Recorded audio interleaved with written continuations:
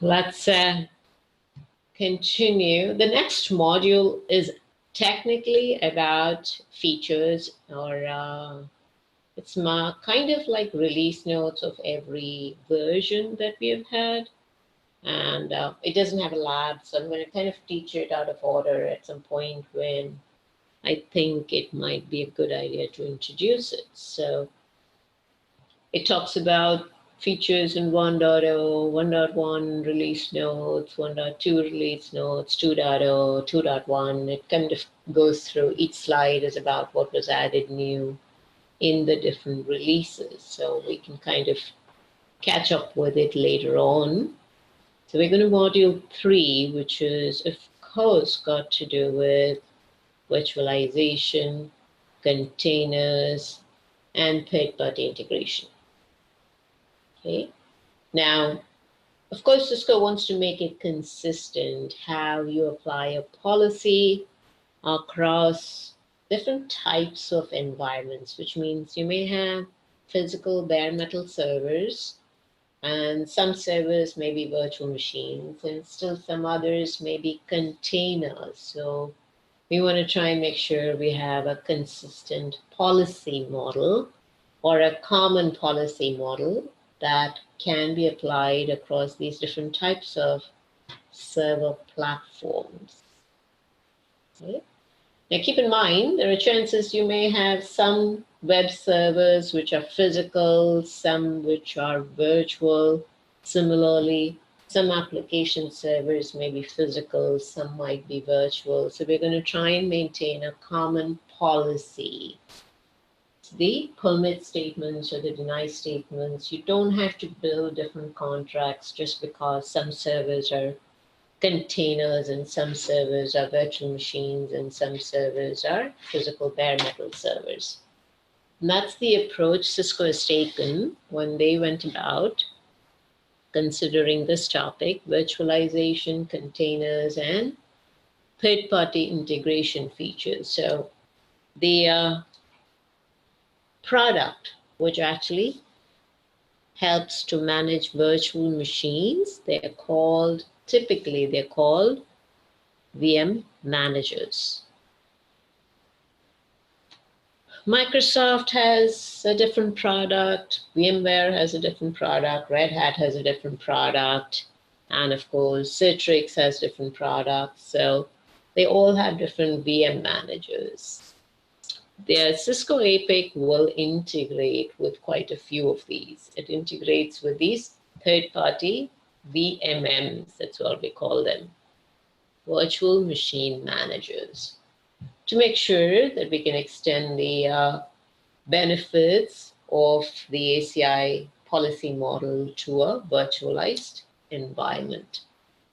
So you can essentially have these permits or communications being allowed or denied between these virtual machines by configuring it in the APIC and thus influencing the virtualized environment. We'll also be looking at a feature called micro-segmentation later on, and then we'll also discuss the topic of enabling isolation within an EPG, which is usually a common practice for web servers. We tend to, when we have a web EPG, we tend to use intra-EPG isolation.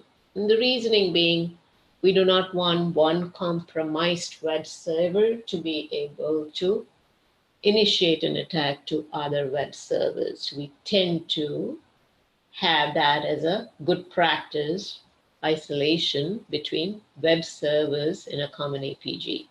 So we'll talk about intra-EPG isolation. And then we'll also talk briefly, we don't have a lab about how to integrate with containers, but we'll talk about it. So starting off with virtualization.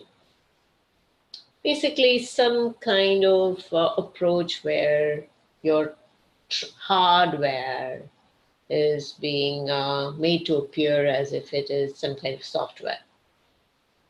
Okay. Virtualization in its raw form allows multiple virtual machines, each one of them with different operating systems. Okay, so allows multiple VMs to run on a single computer. So you might have a virtual machine which is basically an ASA. Okay, so that could be a virtual machine. You might have a Windows 2012 virtual machine. You might have a Ubuntu or Debian Linux virtual machine. So essentially, these are termed virtual machines, and typically they run on a thin, we call it a very thin OS. Okay. What this OS-like product does, it ensures that these are the physical resources.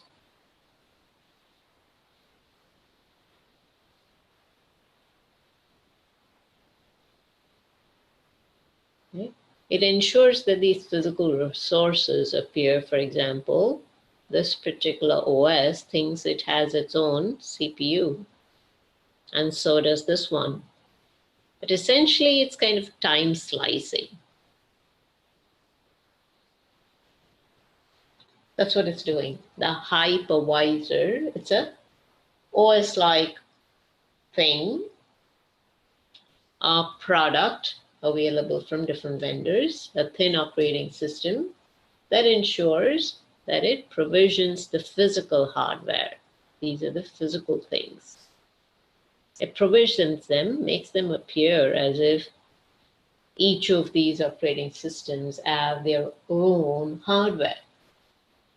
Time sharing the CPU resources, the memory span from the physical memory, the network card, the storage.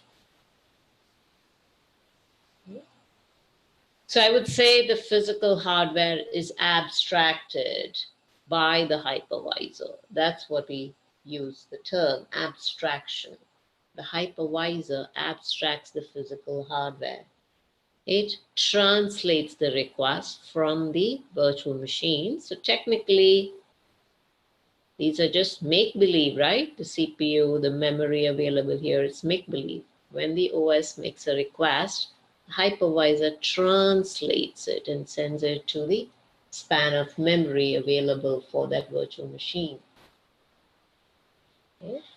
So, yeah, it's truly nothing but a translator, translating the request from the virtual machine's operating system to the physical hardware. Now, there are different types of hypervisors. Okay. The type 2 hypervisor that they've shown you, it's actually belongs to a class called full virtualization. There's 3 different categories for virtualization. There's full virtualization.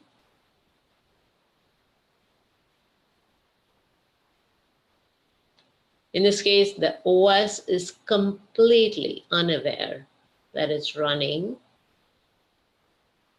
that it is not running on a physical machine, that it is actually a virtual environment. It doesn't really know that. That's full virtualization. Okay. There's one called partial virtualization.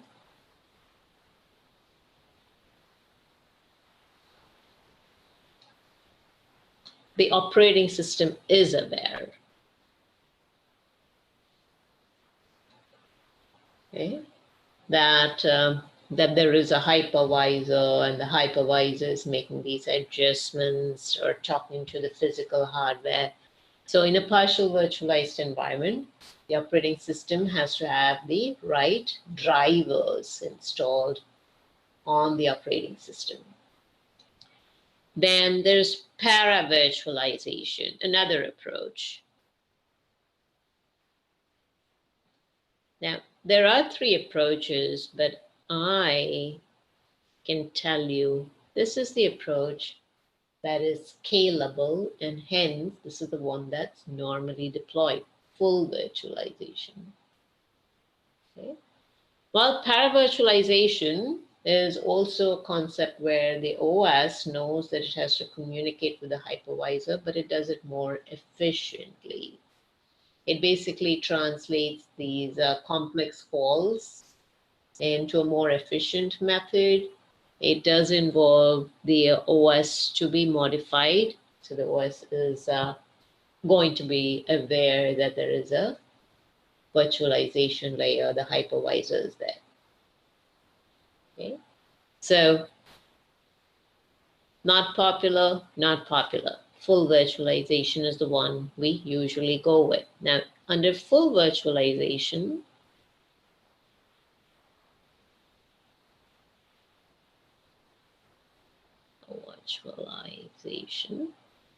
there's two categories.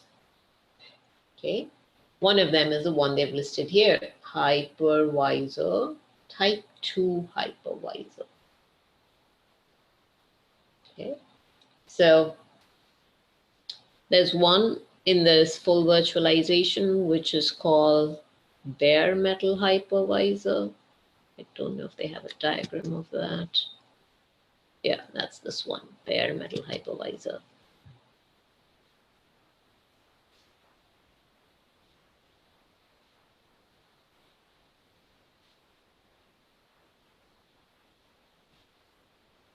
And the other one is the type 2 hypervisor.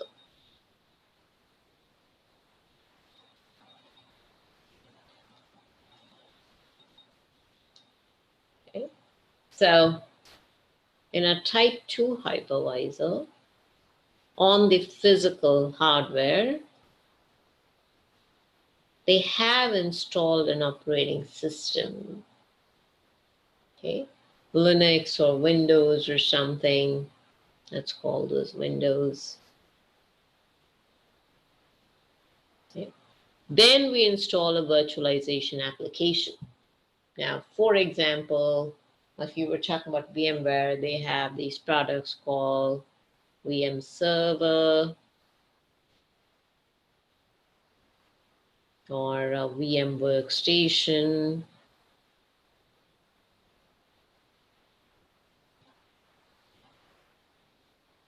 Okay. And then you install the operating system. So suppose my operating system is Windows, but I also need to work for, I do a lot of developments. I like to do development in a Linux environment. But this is probably the best environment for developing applications. So I kind of install the VM Workstation. That's what I do on my Mac. I actually have a Mac and I put the VM Fusion and have Linux in there. You have Windows, you can put your VM Workstation and have Linux running. But this is more for desktop or laptop purposes, not scalable enough for running virtual machines for an enterprise. For an enterprise, we usually take this approach. A bare metal hypervisor does not require an operating system. So right here you can see there is no operating system. This is the physical resources.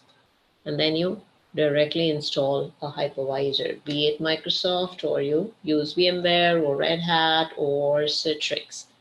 VMware has a good one. It's called ESXi.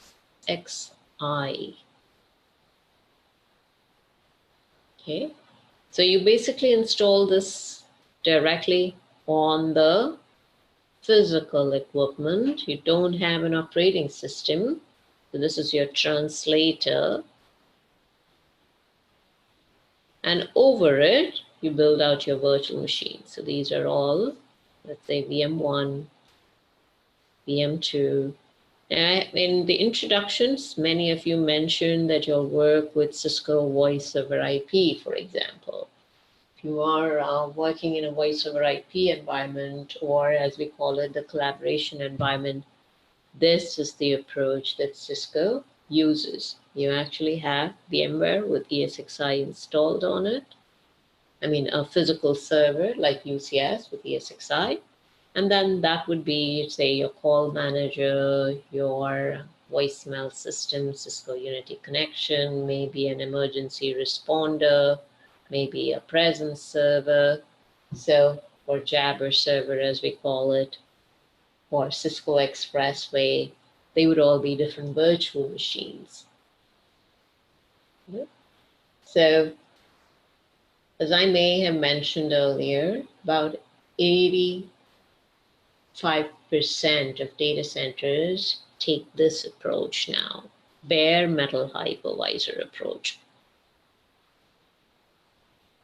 Okay, so now we don't really have your operating system directly installed, or what they call the traditional physical server concept of installing an operating system directly on a physical computing node. We install a hypervisor and then we have virtual machines. There are exemptions. There are still some applications which don't work well in a hypervisor environment. So you may have like 15% of your servers still running in a non-hypervisor, means a traditional approach. Okay, so the task of a hypervisor is, one, it has to make sure that these resources are available to each operating system. So VM1 has an operating system, has to make sure these resources are available. It has to make sure that it time slices or it partitions the physical resources adequately. Okay. Then it also allows this VM1, for example, to communicate with VM2 internally. So there is some kind of switching. It can allow it to communicate internally. That means there's some kind of switch inbuilt. Okay, so it does permit that. So that means we should have some form of virtual switch in there. So your VMs are essentially connecting to that virtual switch. And if need be, it may even provide isolation. So there's either it allows communication. So think about it like this. VMs are connected to ports on this virtual switch, and it allows these to communicate if they are in the same VLAN. It also can be made to isolate. That means technically, if I do have a problem with one VM, it should not affect the other VM. Okay? That's how these things are built. They run in their own memory space. If I have a problem with this VM, the first one, it actually goes ahead and shuts down, or it crashes. Say it's running a Windows OS and it crashes. At no point should I actually affect VM2. Okay. So I change my cursor to white, and essentially that is giving me a nightmare. So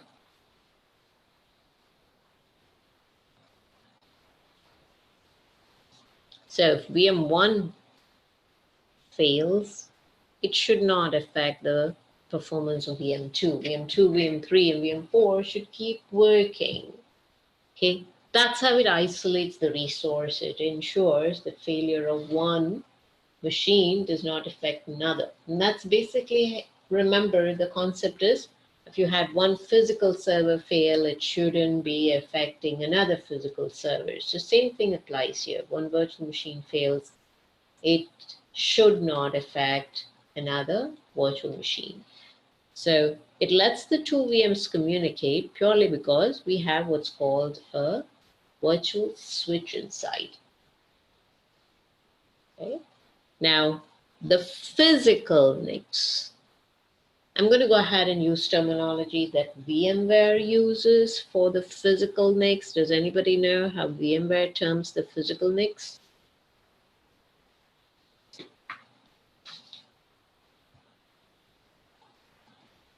Derek, you're right. VM NIC. Okay. And the virtual ones are called the vNICs. So these are the virtual ones. Of course, the operating system doesn't know that. Operating system thinks it's physical, but the physical adapter is called VMNIC. But sometimes in some of the VMware documentations, they have kind of put lowercase p for physical, and of course the V for the virtual, VNIC. Okay. Now, you can happily have, suppose these are VLAN 10, VLAN 10. These can talk to each other internally because there is a vSwitch. Okay. But VLAN 10 and VLAN 20, they typically would send the traffic out through, so I'm going to categorize this as the uplink port.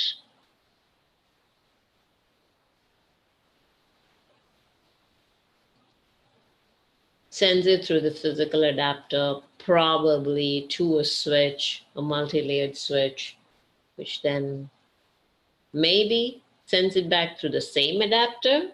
It could be, okay, it doesn't have to be. Suppose you don't have a second physical adapter. Suppose you don't have this. Then you're going to probably have this uplink port configured as a trunk. So you're going to have VLAN 10, send the traffic, switched, and then send it back to VLAN 20.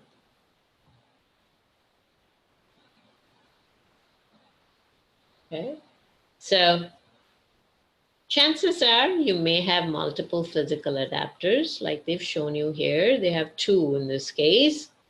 You may just have the uplink go 10, and then maybe it comes back 20 this way. It just shows you the possible options. In this figure, they have two physical adapters, and we have the 4 virtual machines that are using the services of the vSwitch, which uses the physical adapters for external connectivity. Okay, so a virtual switch is in there for providing the connectivity, the network connectivity to the VM. The physical NICs, otherwise known as VM NICs, or lowercase p, PNICs, provide the external connectivity. They provide the uplink.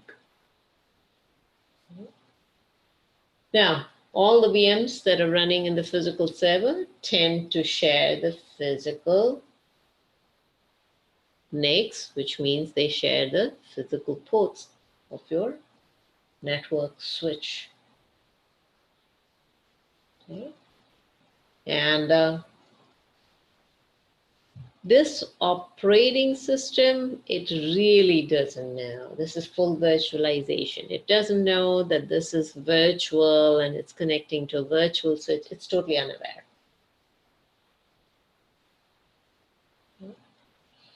Now, keep in mind, if I didn't have this adapter and didn't have this port, I had only one physical adapter and connecting to this port.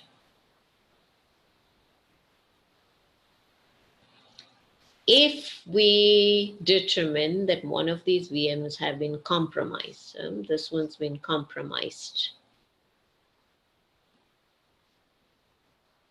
first reaction of the security team, shut down this port. Okay. If they shut down that port, it's going to affect all of the VMs.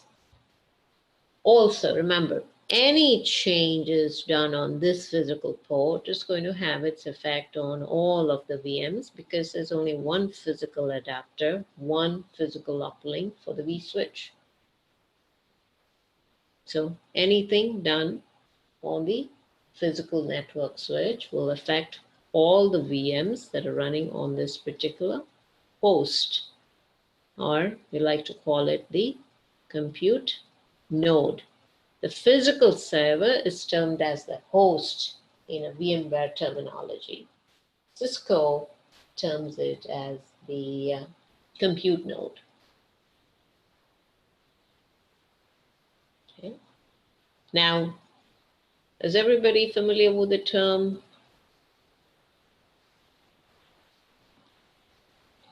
vMotion?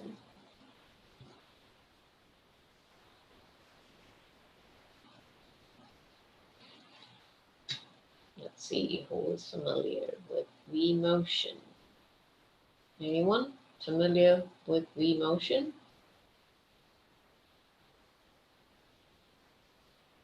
Nate, good.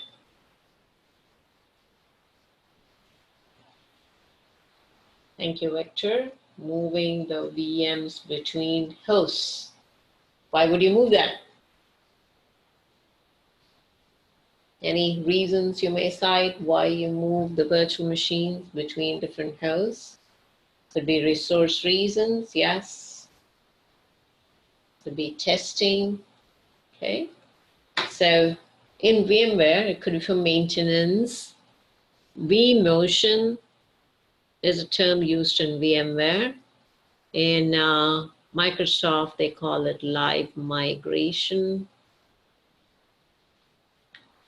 If you're Citrix, you call it ZenMotion. Okay. So it could even be moving a VM to a DR site.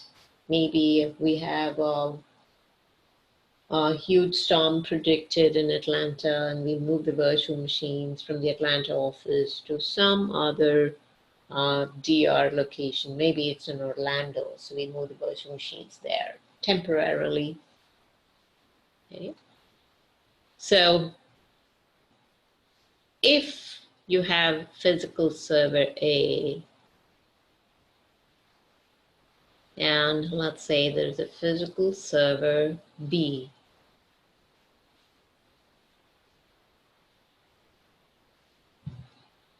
the settings of this virtual port, as we call it, okay, the network settings like VLAN, speed, duplex, whatever, these settings, MTU and so on, these settings are defined as, in VMware, that's termed as port group settings.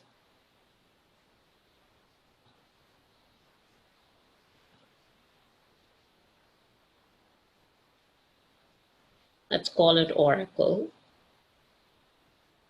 And it has VLAN 10 and full duplex and some policing parameters which are configured for this port group called Oracle.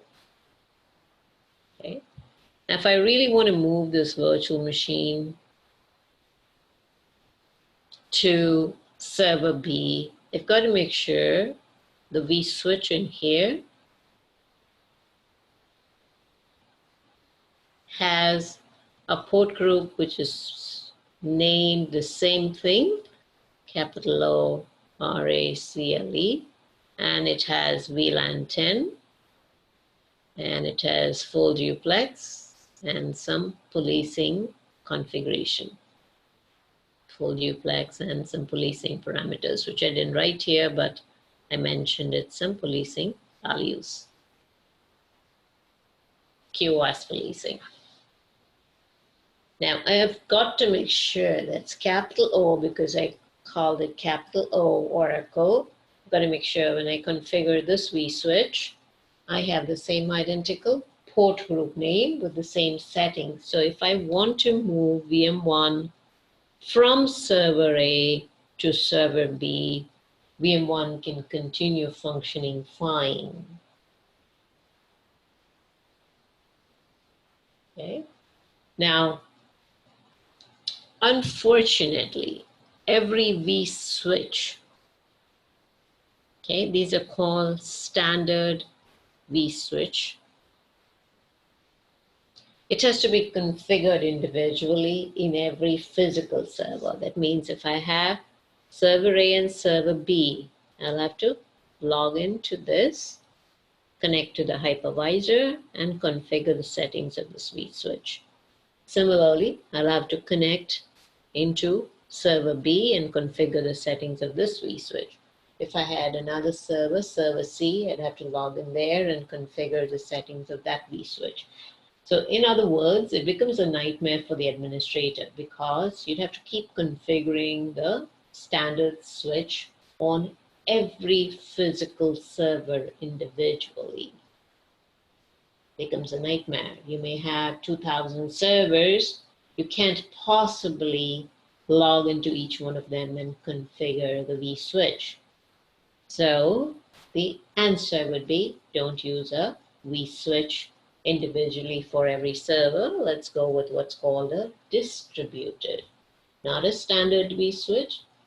We'd go with a distributed vSwitch. So you'll see that discussion coming up. By the way, these are highlighting the benefits of virtual machines. Okay.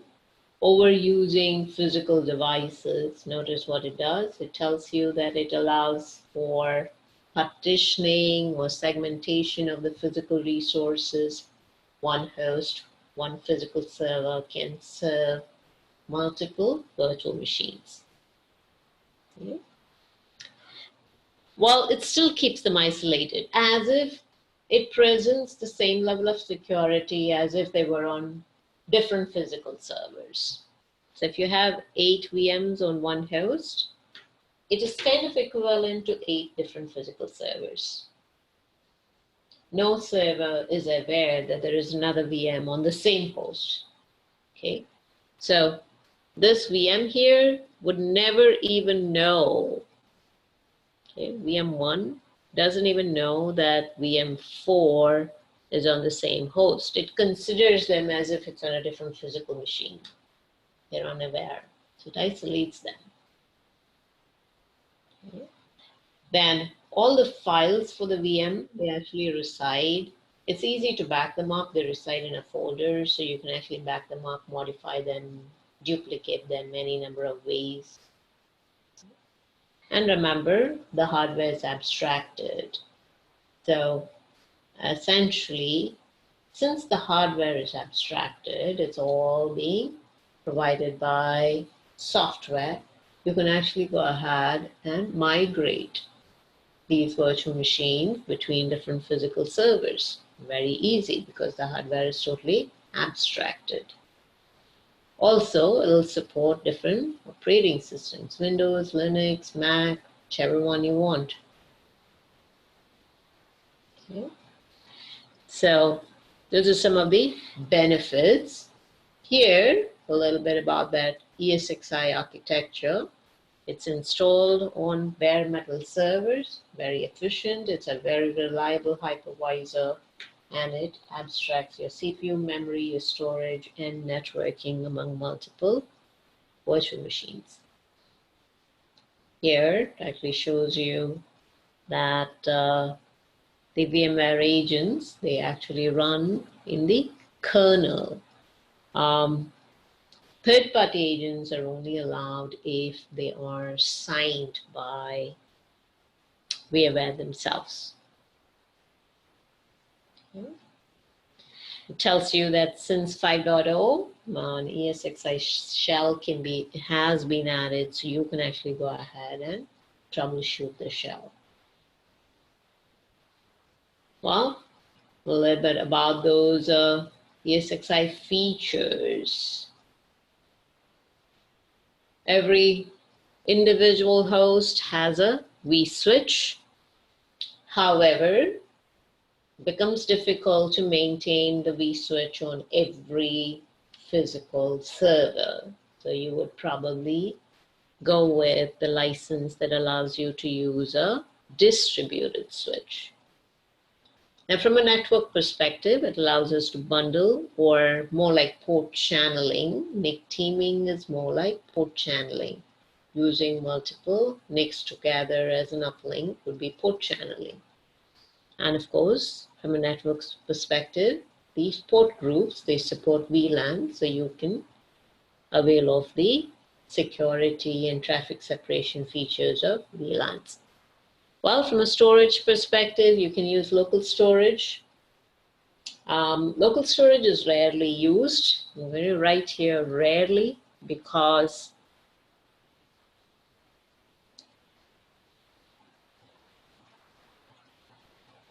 it kind of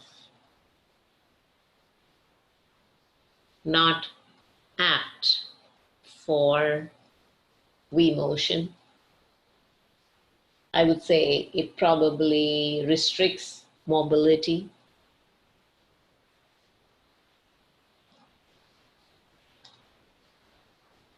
Okay. Well, we use SAN storage. File system will be the VMFS. That's usually what we use SAN storage, but VMFS. It has a management command line that's called the vSphere CLI, for a command line for the extra management. And it here shows you that there's also a firewall, new ACI management firewall. And whenever we consider distributed switches,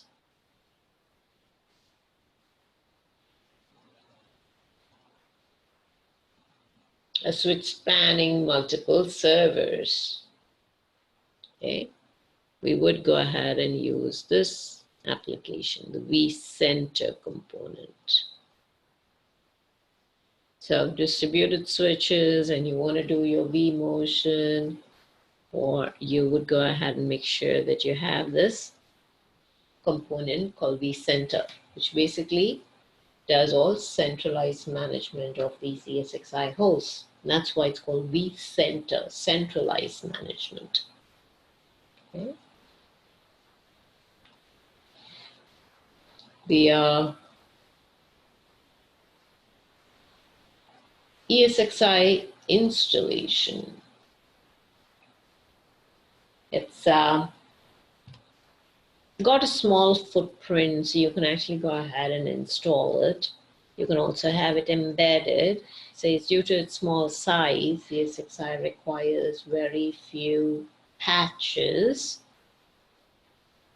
And you can also have it as done as a scripted install and boot from SAN.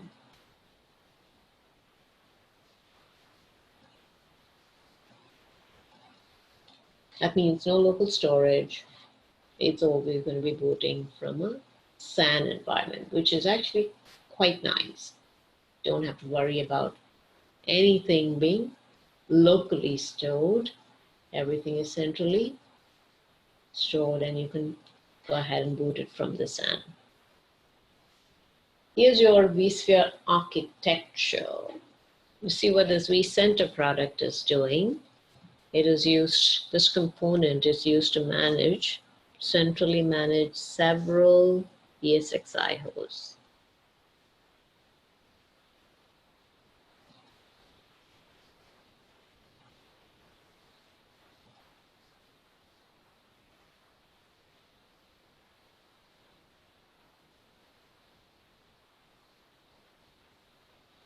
Now the whole platform, okay, so they're actually writing about the whole platform, this whole thing. There's the ESXi hosts, there's the storage management, right, VMFS, storage management.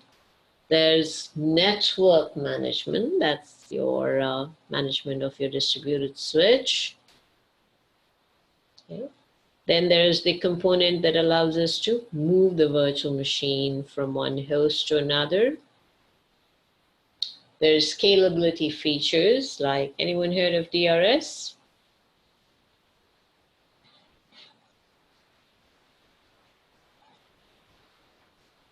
VRFs.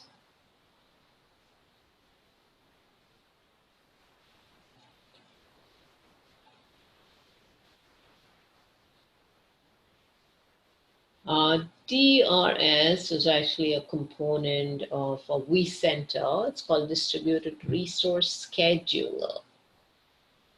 What does it do? It actually moves virtual machines around based on resource availability. It will move them to different servers, different ESXi servers, based on resource availability. That means if your CPU utilization is increased or higher than, let's say, 75%, it can move a virtual machine off to another physical server. That's actually a component of vCenter. So as I mentioned, vCenter is the central component of this platform. It's a system that allows us to manage the entire vSphere environment, okay, and all the functions that it provides us. It requires a license, and it is, of course, used to manage several ESXi hosts, and it provides us the features like vMotion, the distributed switch, DRS, fault tolerance. It is a very, very crucial component of centralized management, vCenter. Okay. Now, if your vCenter servers fail, it will not affect your data traffic, but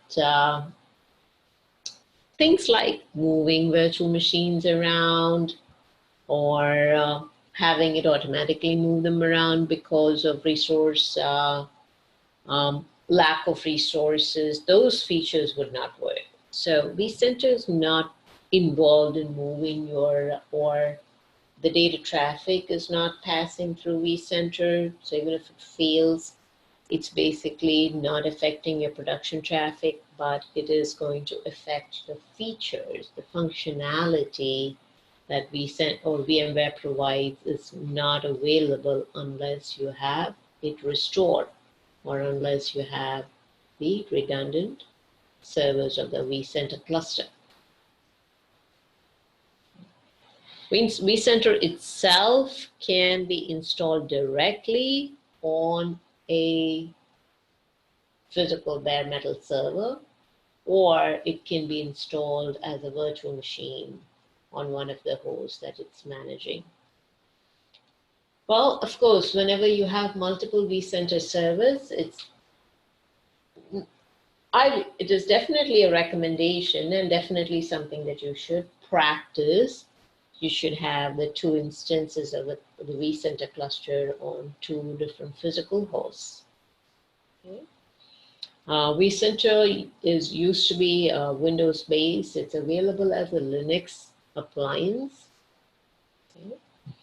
So you can go ahead and install it from an OVF that VMware provides. The client of vCenter, we don't have a vSphere client anymore as a plugin. It's web-based now, web client. That's the GUI that is used to interact with vCenter. Now, we're going to take a look at a few of these vSphere features. For example, right there, vMotion. A very, very powerful tool for maintenance, or as I mentioned, the system uses this whenever it has to do resource distribution. So essentially moving a virtual machine from one host to another host.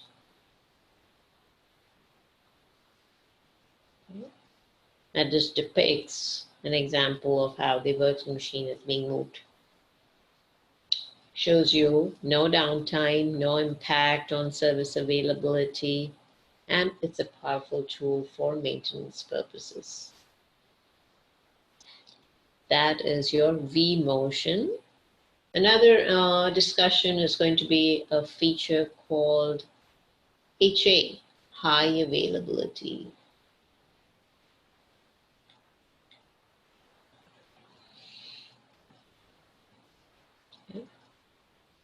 It briefly gives you an idea. It says when the virtual infrastructure detects the failure of a host, one or more backup hosts will restart the VMs that were originally maintained. So that host has failed. These VMs used to be running on this host, but now we're going to have it run.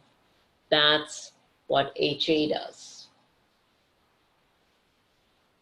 Okay.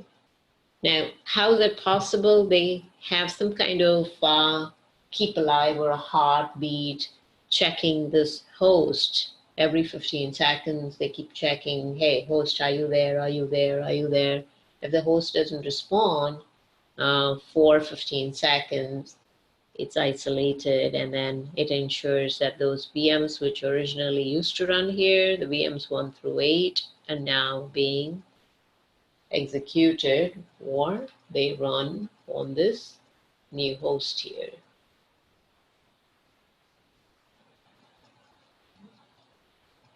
Now, this host in itself is also going to go ahead and send heartbeats. When it sends heartbeats to several other servers, if it doesn't get a response from any one of them, it considers itself isolated.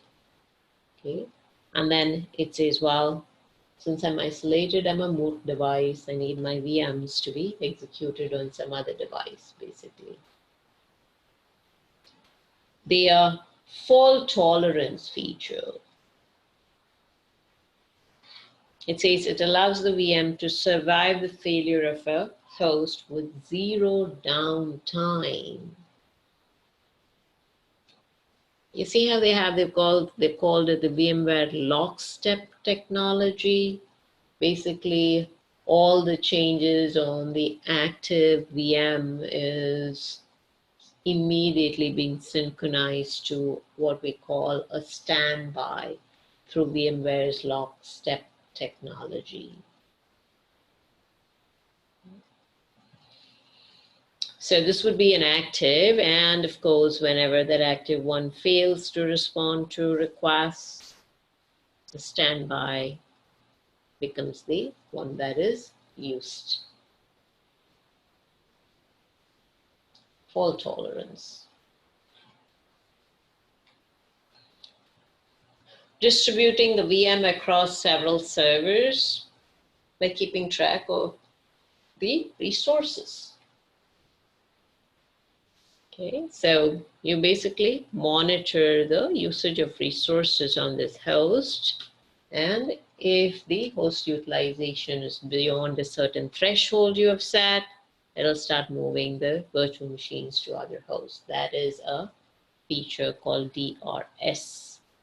And the reason I'm mentioning these are all, see, DRS, HA, consolidated backup and restore, vMotion, fault tolerance. These are all features that are part of vCenter. So you have these features only if you have vCenter. Okay. Another feature they've shown here is power management. It's actually called VMware DPM, Distributed Power Management. It's trying to reduce the operating expenses of the data center by moving the VMs to as few physical servers as possible. So you can power off the servers that are not needed to save power and, of course, cooling. And then whenever the servers are needed, it will do some remote wake-up protocols to restart the physical host.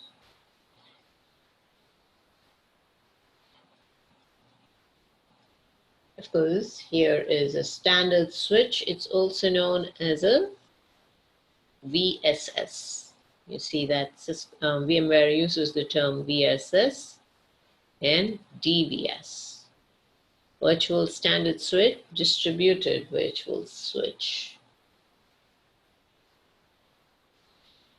Every host has a VSS, and you've got to assign physical adapters to serve as the uplinks.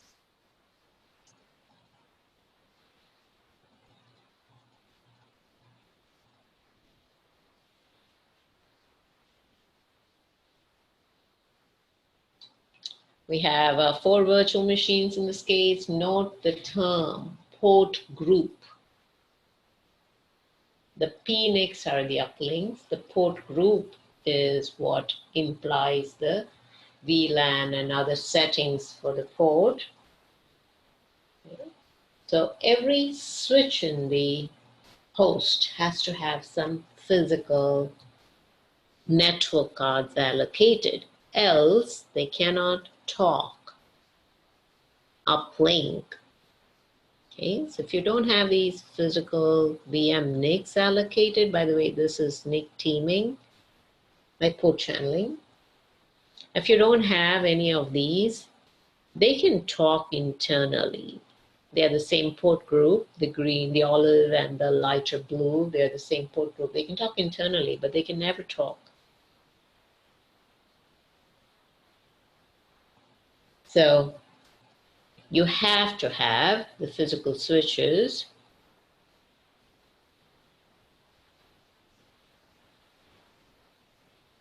have to have physical adapters, and those physical adapters serve as your uplink. Okay. But these are going to be the ones which provide the communication between one host, host A, and any other host.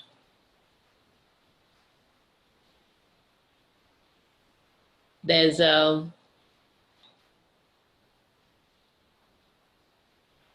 term here called VMK. It stands for VM kernel. These provide the connectivity for the vMotion, or these types of port groups are there for vMotion, for fault tolerance logging, for iSCSI purposes. You've got to create these VM kernels and the management port. And we saw the terminology. The uplink is used for external connectivity. So you can see how the vSwitch has been configured. They're like physical switches. They support similar functionality, but we use the term port group. Right there we have the VLAN 10. So these two VMs can communicate to each other because they're using the same port group. So can they. Now, these two can only use this uplink, which is using a NIC teaming. These two for uplink. The management uses this for uplink activity.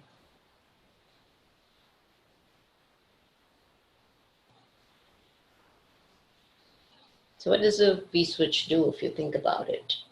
This also has a MAC address table.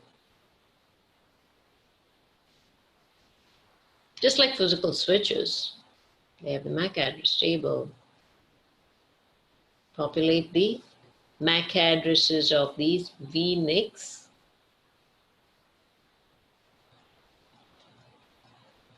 Okay, and make switching decisions.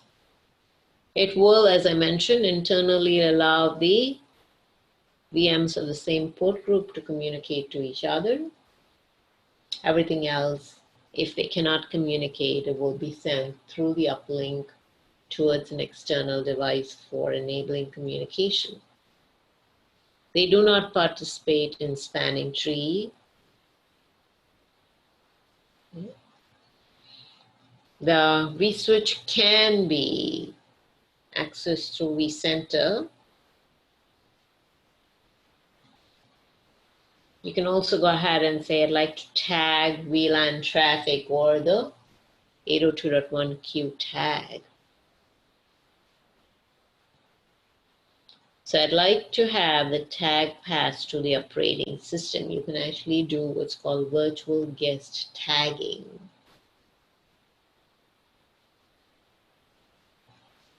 NIC teaming is possible.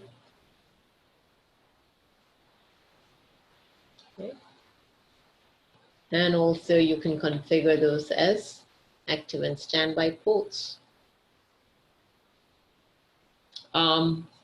VMware supports CDP for their virtual switch. It supports LDP, it also supports CDP. Now the number of physical or external ports, it actually does vary on the ESXi release. Maybe 16, maybe 32.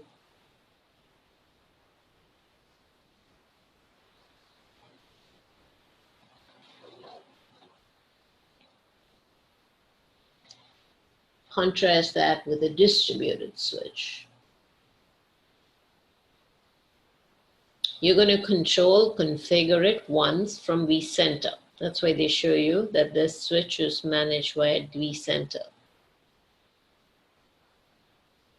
Okay. Rather than in the previous one, every host. This is actually a host. The whole thing is one host.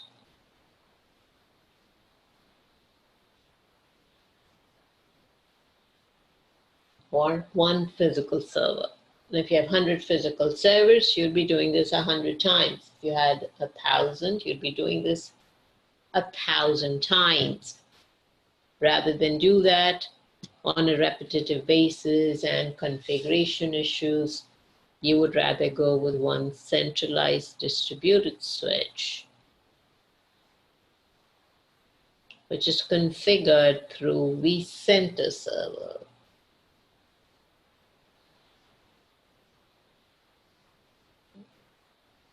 Now, you see what it's showing you? It kind of gives this appearance that the virtual switch in the server is being connected to a distributed switch, which is managed through vCenter. Kind of gives this appearance. Technically, you're not going to be managing these virtual switches individually anymore.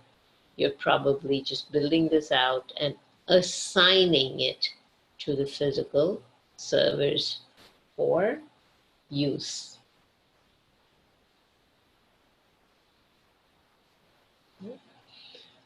Now, you can actually have a situation where I might have some of the VMs use the standard switch and some of these connect directly to the distributed switch. You might have a situation where all the ports needed, so my management port, my kernel, my service control port, they're all being moved over from a standard switch to a distributed switch. That's one approach. Okay. The second approach is you might have the kernel ports. So I might have kernel ports, management ports, service control ports. On the standard, I'm going to write a capital S here on the standard switch. And then I might have my other production port group that would be connecting to the distributed switch.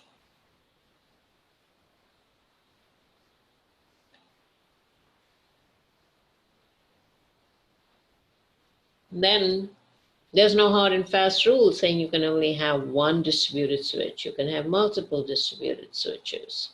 So I could have the management ports on one distributed switch and the port group on a different distributed switch. So this could be distributed switch 1, VDS number 2.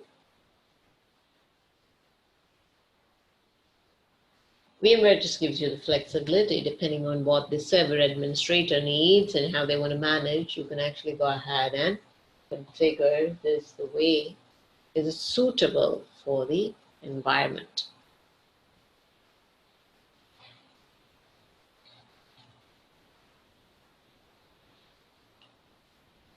Next, we actually, now that we're kind of familiar with some VMware terminology, we're going to go ahead and look at how ACI integrates with the VMM environment, that is particularly VMware vCenter. vCenter is the product which does the virtual machine management from VMware. SCVMM, System Center, VMM is a product from Microsoft that allows Microsoft to manage their virtual machine environments. As you may see, there is vCenter shown here. There's also SCVMM shown here. Okay. So we're talking about what is called VMM domains. Same type of controllers. So I could have vCenter A and VMware vCenter B. As long as they're both VMware,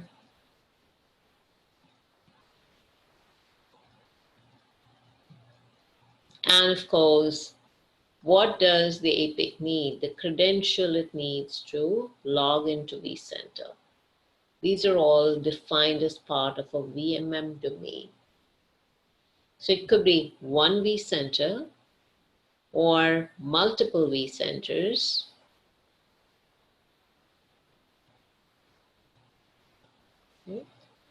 Grouped together into a VMM domain. The domain is the boundary of mobility.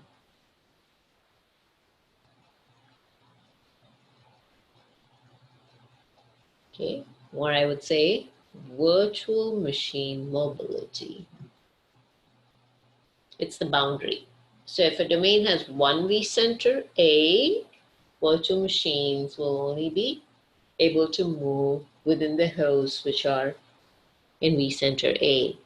If the domain has vCenter A as well as vCenter B, the VMs can move between the hosts of vCenter A as well as vCenter B. So a domain has the capacity to handle multiple VMM controllers, but they should all be of the same family, the same type.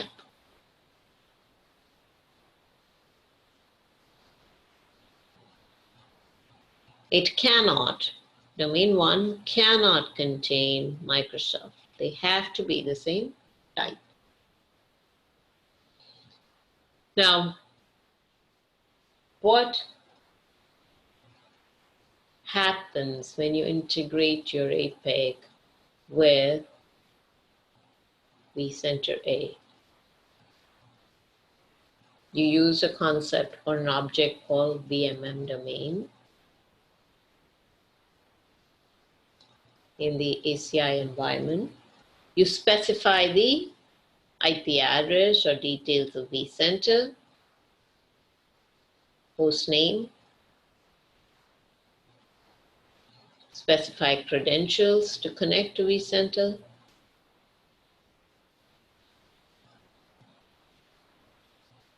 and then once the domain is configured, what this domain would do, or this construct does, it basically does inventory. It actually asks vCenter, saying, give me all the physical hosts, give me all the physical adapters in each host, give me all the VMs on every host, give me all their VNICs. Okay, so this construct is responsible for asking all the inventory information,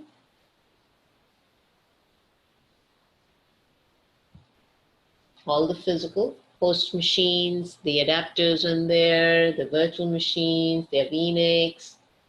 It's also responsible for pushing policies.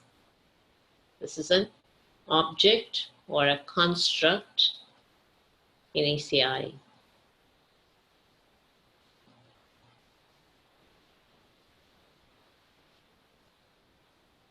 It's responsible for pushing policies, creating port groups. The distributed switch has to have port groups with VLAN settings or policing settings. This domain is going to be notified every time there is a movement here, the virtual machine moves or due to power management, all the VMs are moved off to some other host and the host is shut off. The vCenter is informing this object called the VMM domain. It's responsible for listening to all these events.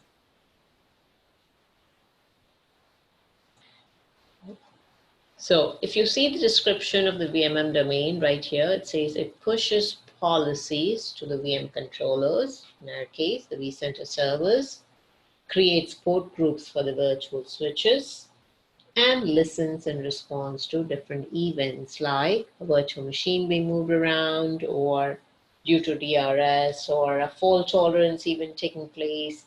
Standby server becomes the active one because the active is not reachable. Or we have DPM, power management enabled in vCenter, and one of the servers is shut down to save power. Those are all events sent by the vCenter. It's going to send it, and those are called controller events.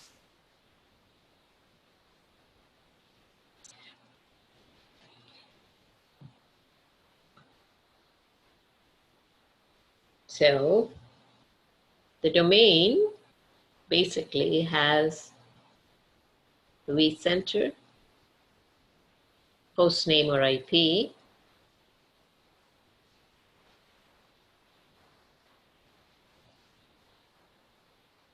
username and password, that's the credentials to communicate.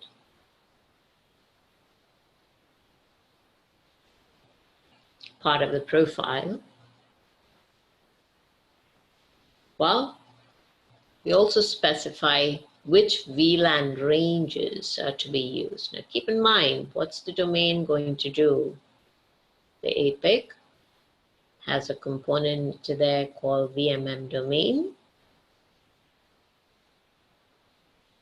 Once you integrate it with vCenter, now when you don't have it integrated, vCenter is responsible. Remember, back here we had a diagram of the distributed switch. vCenter is responsible for, so this is a distributed switch. vCenter, you're going to log into vCenter and then create these port groups, which are the settings for the ports. Create this port group,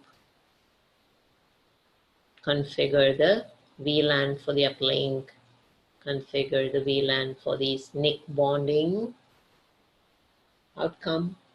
That's all done through vCenter. So vCenter is technically responsible for distributed switch. Now we're saying, well, let's have APIC give instructions to vCenter regarding the port group and its settings. If you think about it, network settings. A vSwitch is a network entity.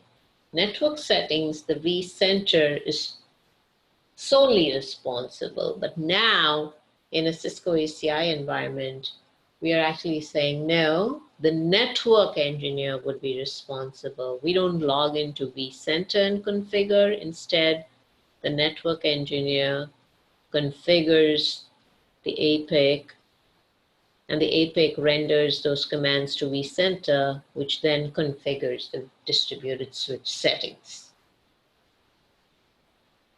Okay, so going back to the diagram, of course, If you're talking about a switch, we need VLANs, and hence you can see how a range of VLANs are being assigned.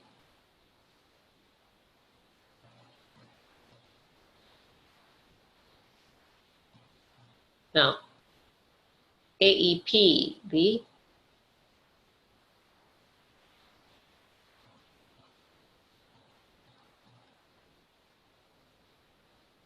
this is the glue between the domain, which is logical, and the physical ports. Okay, on your leaf switch, you're going to have physical ports.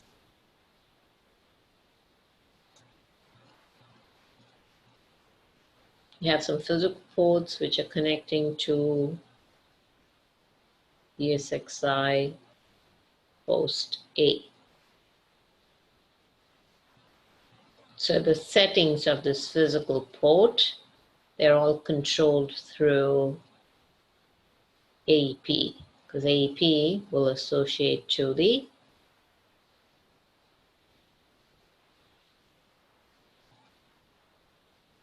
policy group, which is attached to an interface profile, which has port numbers, and that attaches to a switch profile, which has switch IDs. It's like the glue between the physical components, which is the switch and its range of ports to which ESXi hosts are connected, the actual physical ports of your leaf switch, and of course the domain, which is logical.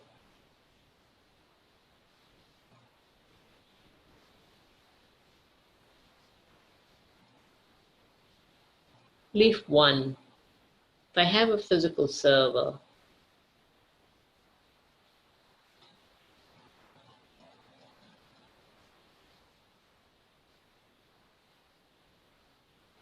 now technically we discussed this concept. Traffic coming in from the physical server, the first thing your ingress switch would do is identify the EPG, source EPG. It could be based on the VLAN, it could be based on the IP address of server A, it could be based on numerous settings. Okay, that is when it's coming into a physical switch from a physical server. Now, suppose it's coming into the physical switch from a ESXi host.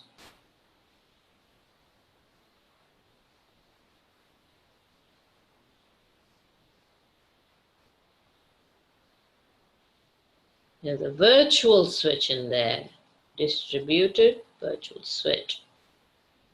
Of course, the settings of the VM are influenced by what we call port groups. Which VLAN, what policing, what MTU, those are influenced by port groups. Okay. Now keep in mind, if you're able to configure the physical port settings, so when traffic comes in from server A, the policies are implemented by the APIC. If you think about it, the APIC specifies the policies for this port here. I would also want the same. The APIC should control the settings of this virtual machine here. And in the virtual machine world, the settings of the port are defined as port group. They're not called physical port settings, but port group settings. So if I can influence via APIC this physical port, I should be able to influence this virtual port here on the distributed switch. Okay. How do I do that? Well, we associate an EPG to the domain. Every EPG is a separate port group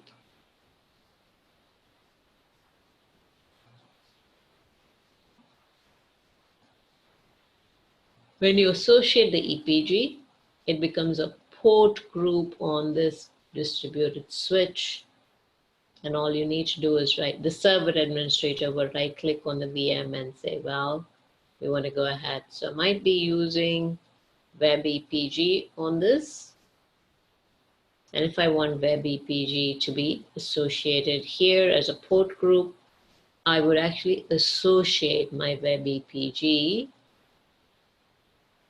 to the VMM domain, which essentially has all these settings configured. Then I will have a port group by the name web, and I'll have the settings of the Web EPG.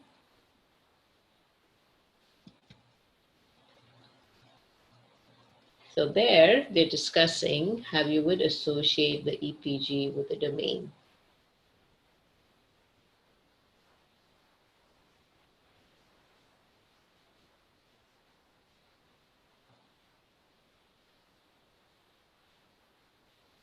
In this example, they have shown you that they have associated the EPG with multiple domains. Like for example, the green one. It's associated with domain 1, it's also associated with domain 2. In other words, one EPG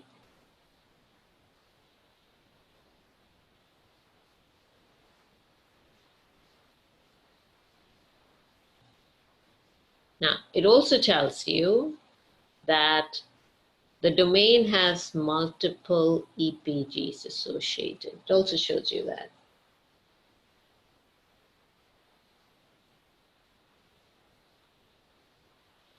Now, when you do configure the EPG, so you're indirectly configuring the port group. When you associate the EPG with the VMM domain, you're configuring the port group. Port group needs VLAN, for example. Or if that was a distributed switch which was using VXLAN, it would need a VXLAN pool. So the VLAN number that is assigned to the port group, the VLAN number, whatever is assigned, is taken from this range, the VLAN pool.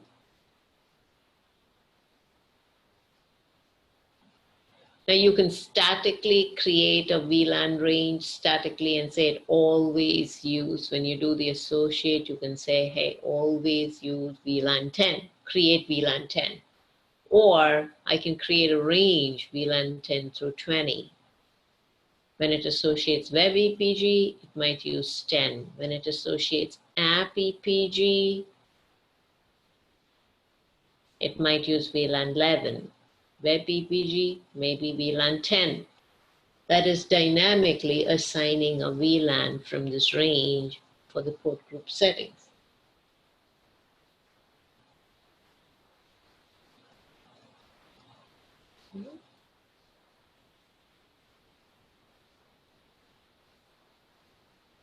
Now, that being said, suppose I use the same EPG. I associate with domain 1 and domain 2.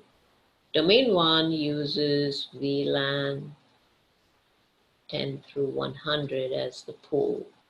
Domain 2 uses VLAN 110 through 200. If I use the same EPG, Web EPG, I associated domain 1, there are chances the web, while it's in domain 1, might use VLAN 10. The same Web EPG, when you associate with domain 2, might be 110.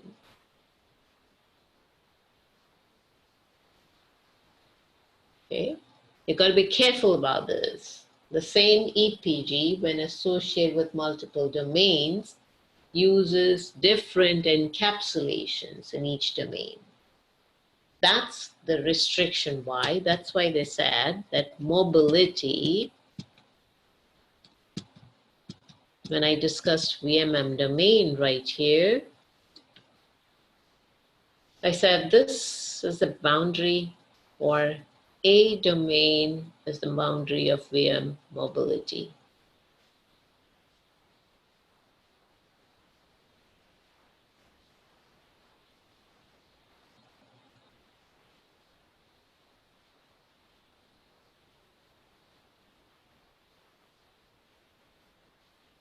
Okay.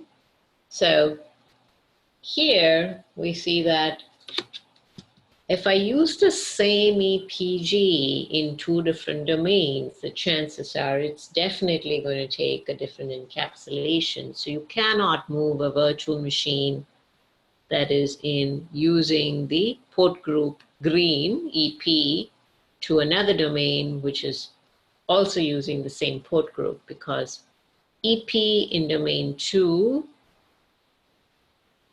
must be VLAN 110, EP in domain 1 might be VLAN 10.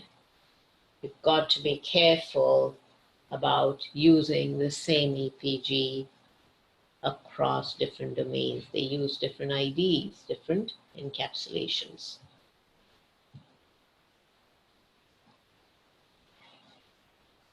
When you're using VLAN pools, remember, every domain can have its own VLAN range. So you can have 12 bits, so about 4096 minus all the reserved VLANs, approximately 4000 EPGs per domain.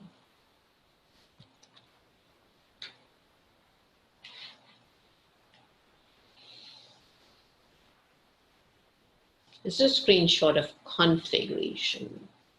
How do you associate the EPG?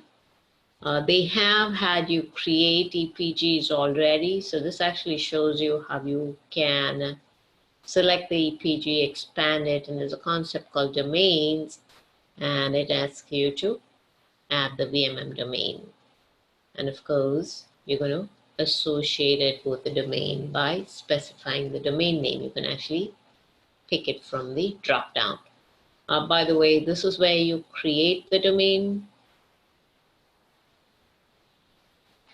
They haven't shown you the screenshots. That's where you create the domain. You provide the vCenter credentials. When you configure the domain, the vCenter host name or IP.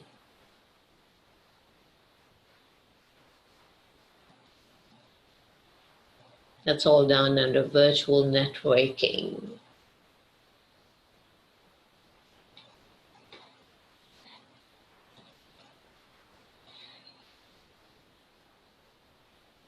A little bit more about the association shown here.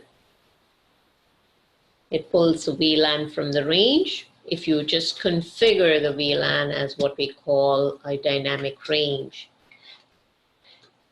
So right here, we associate the domain with what we call a VLAN pool.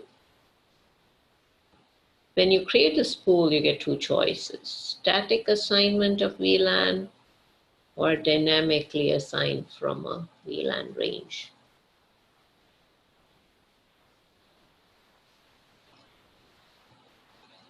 So in essence, based on how you configure this VLAN, if it is static, when you associate the EPG, they've defined statically 10, 11, and 12. When you associate the EPG, you may say web is 10.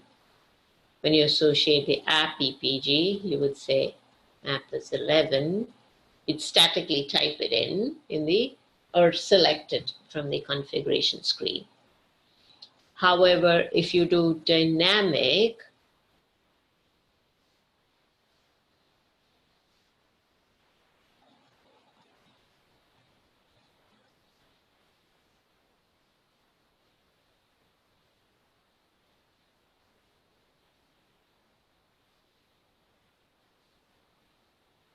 let's say you go ahead and specify VLAN range 10 through 20.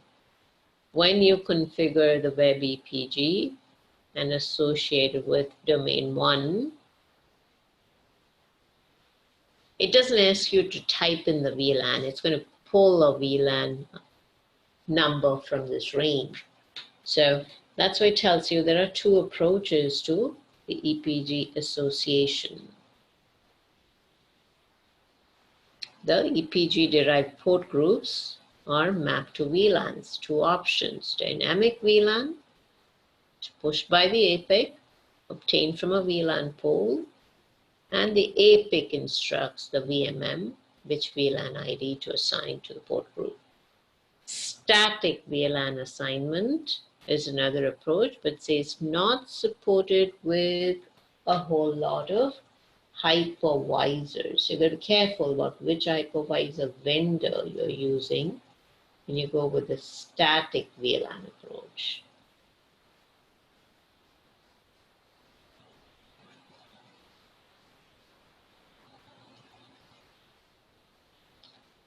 Let's take a look at when you have a multi-tier application. Essentially, each of these EPGs, they become port groups.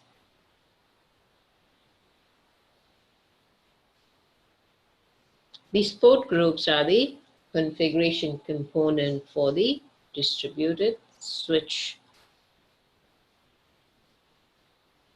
So essentially, when you have policies here for web, how it communicates to application and how application communicates to database indirectly because they put port groups, you basically have a policy or a contract between the web VM and the application VM, and then a policy or a contract between the application to the database. That's why it tells you it assigning the endpoints to the EPG. So technically, when you assign the VM to a port group, it's equivalent to assigning them to the EPG. Physical machines, you would have assigned them to the EPG. So if it's not a virtual machine, physical server, assign them to EPG. Now that it's a virtual machine, you are assigning it to the vendor specific.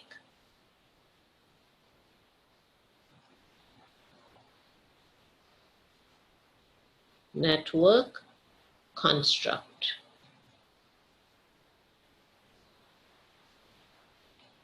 So the virtual machine is actually thinking that this was built by VMware and it's assigning it to the vendor specific construct, but it's actually tightly integrated to the EPG.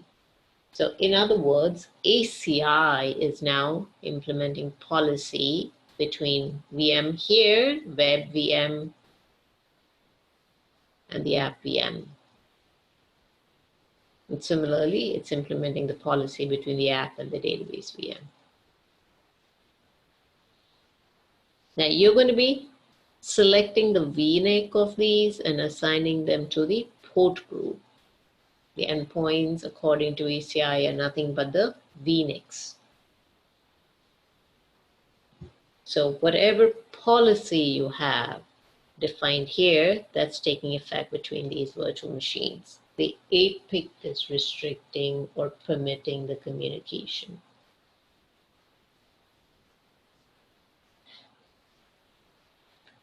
Well, here's how port groups appear in the vSphere client. You can see the distributed switch, that's the name of the distributed switch, and these are some port groups. In other words, these are actually some EPGs that are pushed from the APIC, ACI environment, to appear as port group settings for a distributed switch.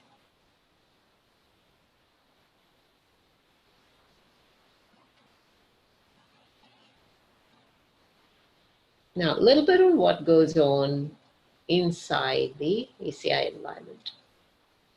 Well, it says the word hypervisor normalization. That means any hypervisor vendor. So we're looking at VMware, we're looking at Hyper-V, we're looking at Red Hat. Well, each one of them have the capability to support in their virtual environment different encapsulation. So for example, VMware can support VLAN as well as VXLAN. Microsoft supports VLAN as well as NVGRE. Now they've started supporting VXLAN. Red Hat, VLAN tagging or VXLAN tagging. Physical servers, typically VLAN tagging only. The port settings are VLAN. It doesn't matter which of these local encapsulations you use. So could be this, these two, this one. When it gets to the fabric, here it's always E VXLAN encapsulation.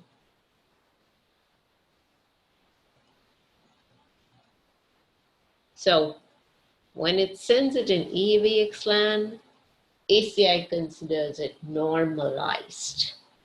When it switches it back into localized, I call these the localized encapsulations, that's called denormalized.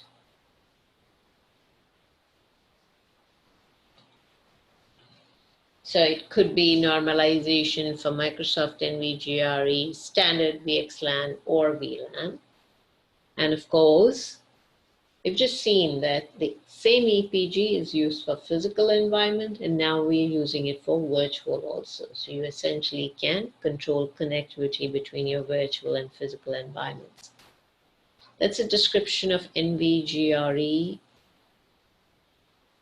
It was principally backed by Microsoft, another IETF standard, not so popular, so Microsoft also decided to step away from NVGRE.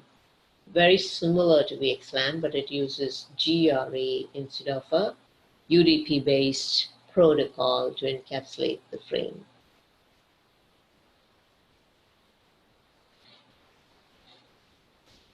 Now, let's go through in a summary.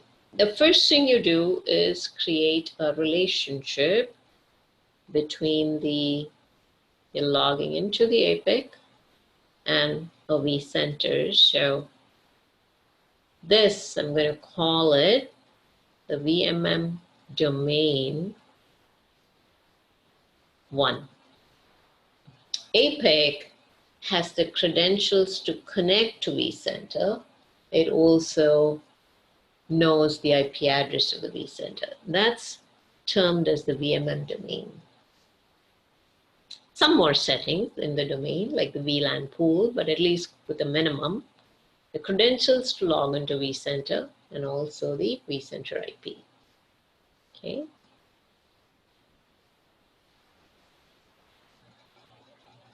Now, as soon as you've done this, you've created the domain integration.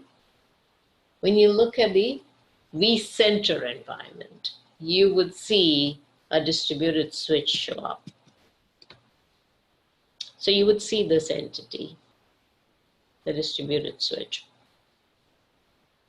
You don't see the port groups, you'd see the default distributed switch, and this is a default port group called quarantine. You'll see these. You'll also see the uplink one. As long as you have physical adapters, it's going to be using these uplink ones, port group. So as soon as handshake or the first step is done, you will see a distributed switch in vCenter.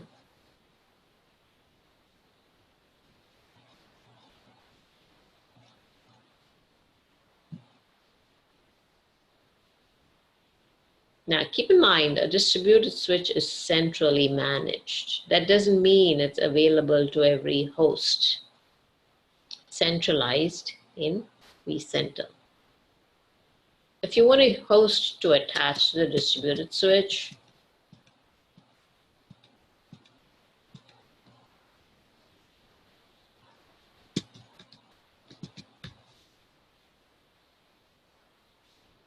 if you want server A here, I'm just going to call these A, B, and C. And this one is in vCenter. Centrally created. You want host A to use the distributed switch instead of the standard switch. What you're going to have to do is going to pick a physical adapter. That's what you do in the GUI. You select this, attach it, and it'll say which physical adapter will be used as uplink connectivity. not downlink, uplink connectivity. Now you're going to actually visualize this particular one a little differently. I would have liked to show it to you more. Let's see if I can do that. A slightly different approach and diagram.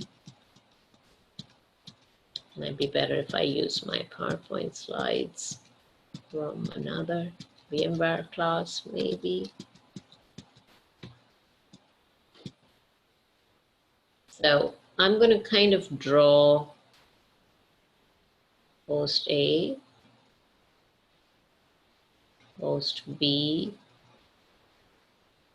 and host C. These are three servers, and they are representing the physical server. I'm going to draw the distributed switch more in a dotted format like this.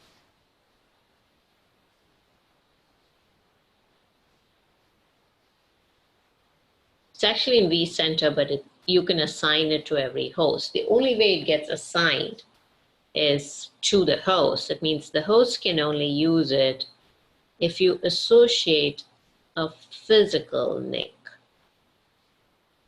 as its uplink. So it can talk to a physical switch. So the green one is a distributed virtual switch. So you've got to pick at least one physical NIC.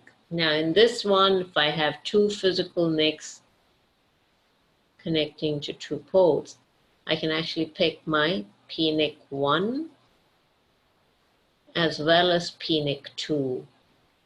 I've got to use that to serve as the uplink for the green switch, which is the distributed virtual switch. So the task of assigning or associating a host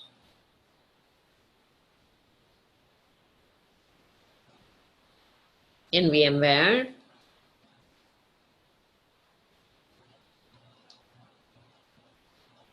that is equivalent to selecting a physical NIC in every host to be used for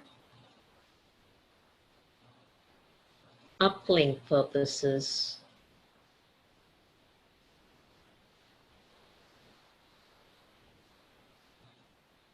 Uplink is essentially meaning for the green one, it needs a physical link. That's what I mean by for uplink purposes. So that task is really important. If I don't have a physical network card in C, I can never associate it with the distributed switch, which means it would be inaccurate for me to draw this like this. It's not going to span into, the green one doesn't span C unless I have a physical adapter. See, I would have to end my green dotted line right there. If I have a physical adapter and I associate it, so I have a physical adapter, and I associate it with a virtual switch, then C can start using it. I'll start spanning it in here if I associate this. Okay, that's why there's a step there saying once the distributed switch is created in vCenter, the next thing you want to do is attach the host, the hypervisor means the host, to the distributed switch. That means select a physical adapter, one or more PNICs.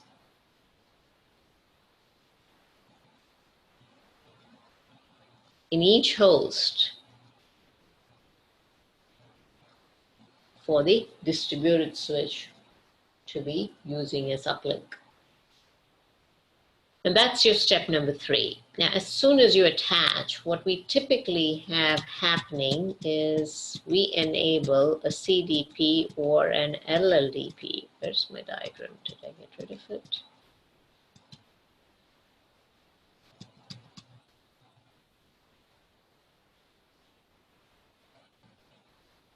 Did get rid of the diagram.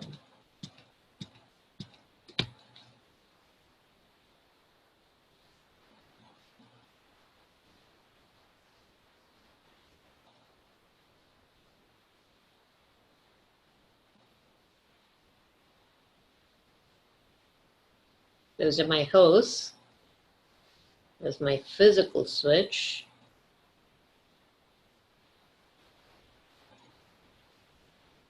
And then I had my so-called green switch just drawn.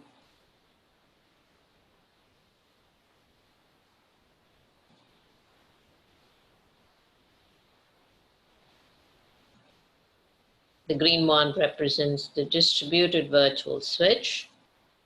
As soon as I pick one of the physical network cards here, which is cabled here to this port, let's say E1/5 of your leaf. When you associate it with the distributed switch, that's why I'm drawing it really solid. That's what the task is. Associate the physical NIC for uplink purposes to the distributed switch. Guess what happens? I enable CDP, CDP here. I also have CDP enabled here. That means I have CDP coming in through port E1/5. So essentially what happens is my leaf detects that I have a host on E1/5, which has a CDP capable distributed switch. And similarly, if this is E1/12, and then my physical NIC is here, we'll call it NIC1, and I also have, say, NIC2, and it's connected to E1/18. Again, as soon as I associate it with the distributed switch, I'll have CDP, because I've enabled CDP at this end, I've enabled CDP on this port, or it can be LLDP, and of course this switch is speaking CDP, so we'd have a CDP exchange, and my leaf detects the presence of a host on E1/12 and E1/18. Okay, so that's what it's saying, that it will detect the presence on those corresponding ports. Learn location means it knows the ports where the ESX host is connected. Okay, which hosts are connected on which ports. It learns about that. Okay. Now here's the APIC administrator, created an application profile, created contracts between them. Here's a contract. Here's another contract. Here's a this whole thing is the contract between the EPG and the app. And then between the app and the database, there's a contract. So you've configured these. That means you've set the policies or the permissions, who can talk to whom, which protocol can pass through between these EPGs. And that's what they're saying. You've created the application profile. And the next thing you do is you have these EPGs, you're going to associate the EPG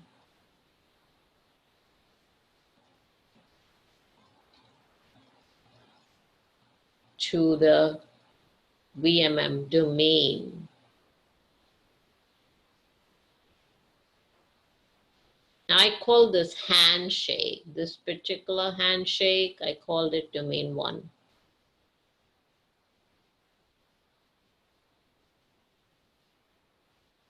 As soon as you associate, you will see that it creates port groups in your vCenter server. So you would see the result with these port groups created.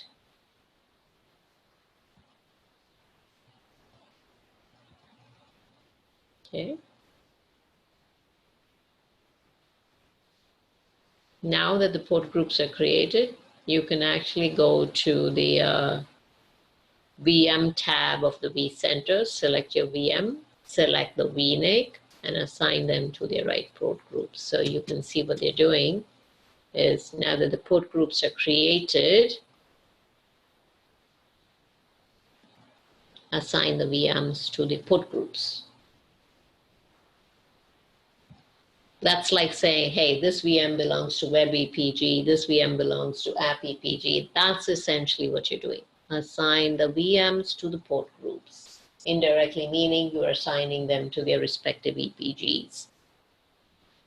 When you assign them, when you do this, this is done in vCenter. That's why it's written close to vCenter. As soon as vCenter detects that you've done this, it informs the APIC about it.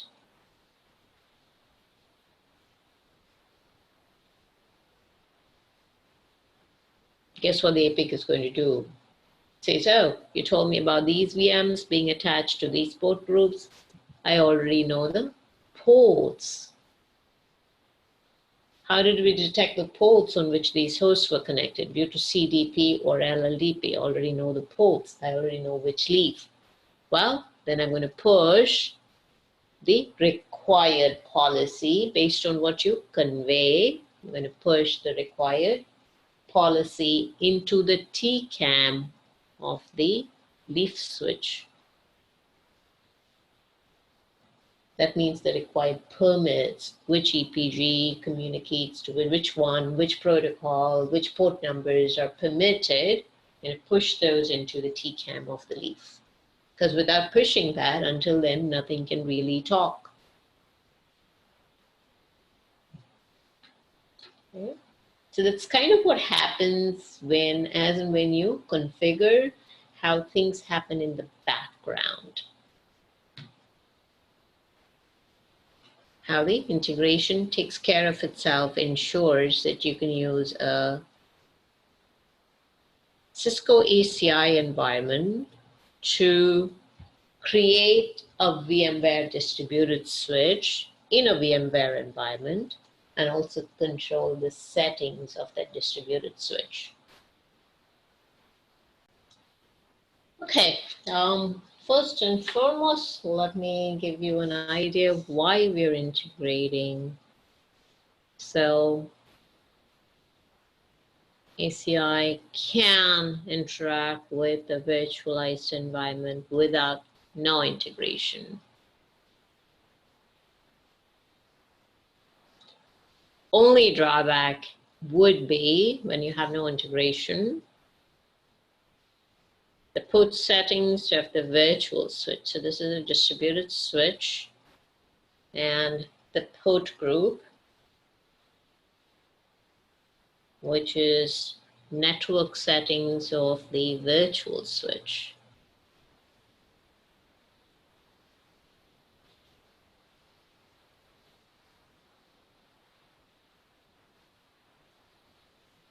Is configured by server admin, not by the network person.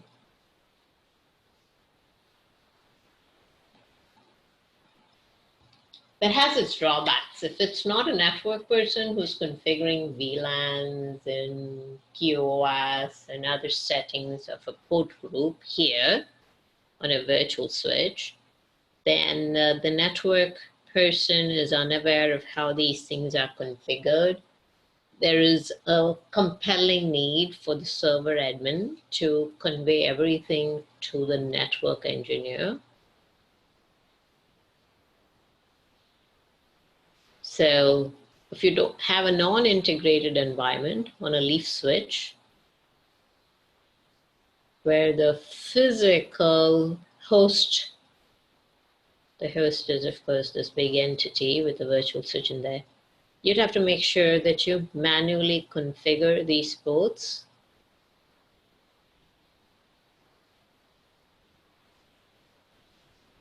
With the VLANs.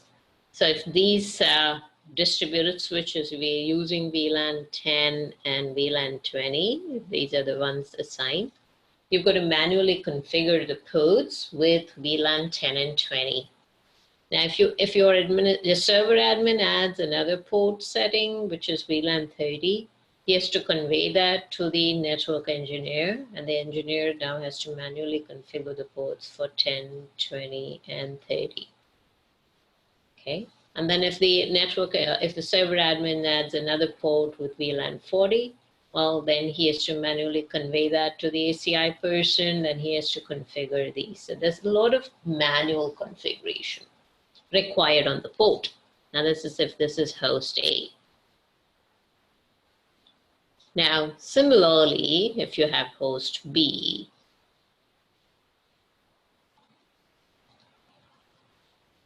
and somebody moves the virtual machine of VLAN 20, they want to move it over to host B. Well, the network engineer has to manually configure VLAN 20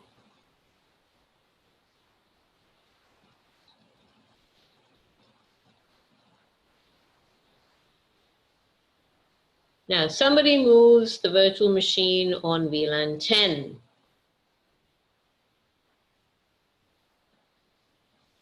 Towards this host. Well, guess what happens? Server admin pick up the phone or send an email to the network engineer or chat with the network engineer via Skype or whatever collaboration product you have, Jabber, and say, hey, can you configure this port now with VLAN 10 also? Now that is if somebody is doing a vMotion. What if the VMware admin, the server admin, is using distributed resource scheduler where it automatically moves? Well, somebody will not, if it automatically moves the VM number 3, if it moves VM 3 automatically, which is on VLAN 30, well, that VM may move here, but will never communicate out because this port is manually configured only for 10 and 20. So it is a nightmare if you do not integrate. Okay, the server admin has to manually convey it somehow to the network engineer, chat, email, or voice as a phone call. Network engineer has to step in and configure the leaf switch ports. That's a non-integrated environment. So you can see why we always choose an integrated environment. So there is the non-integrated,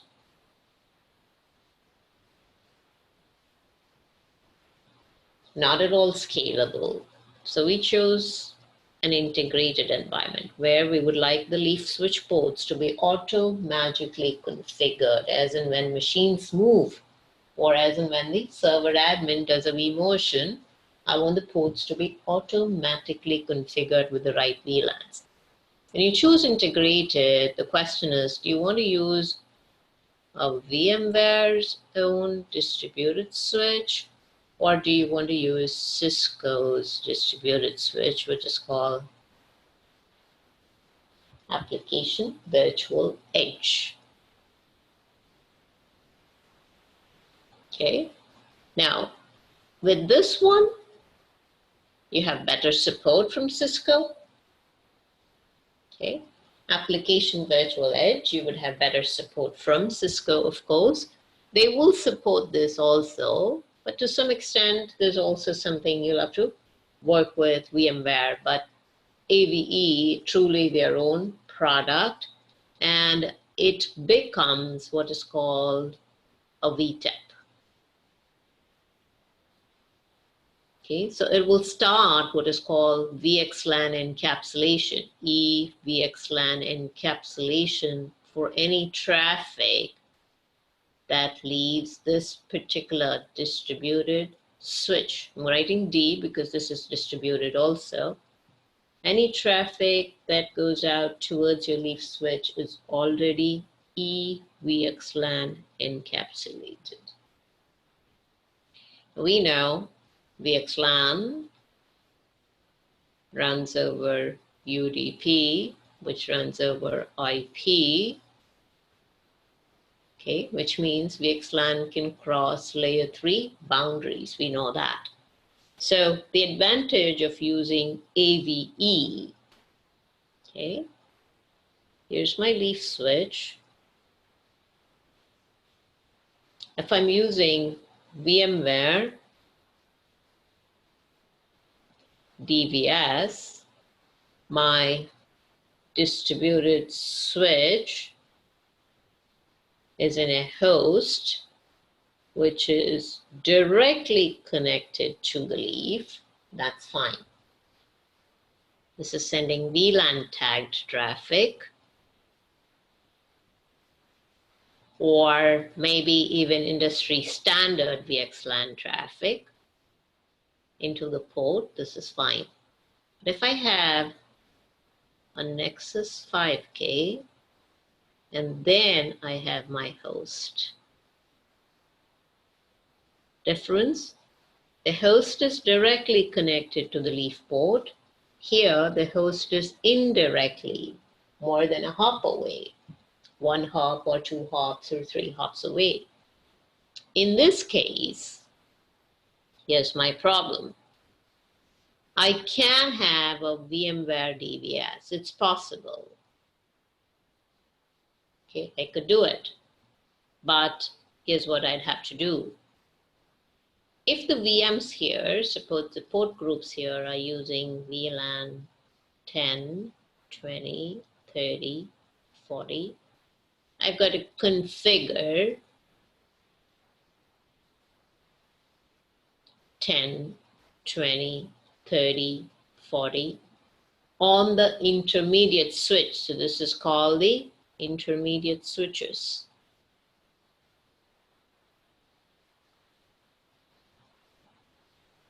I have to manually configure them on the Nexus 5K because Nexus 5K is not an ACI device. It will automatically take care of this end.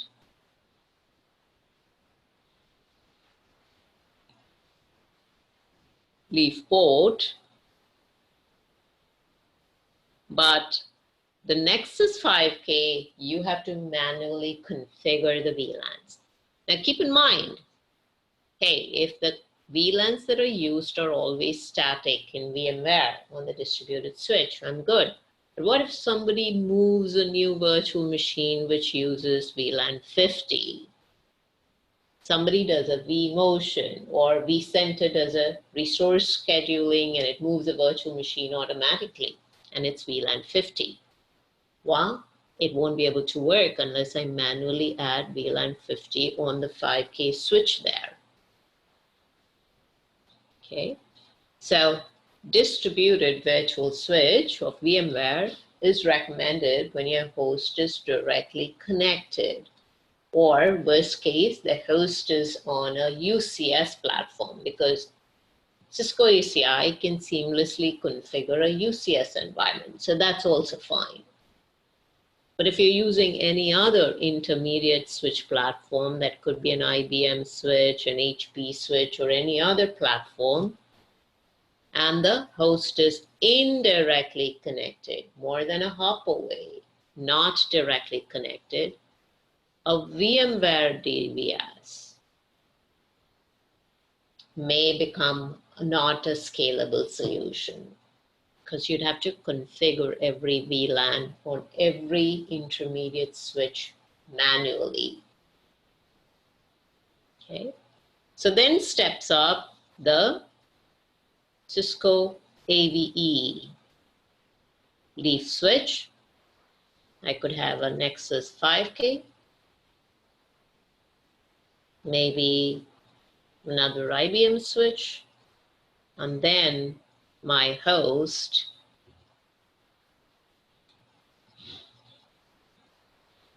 AVE. There are intermediate switches.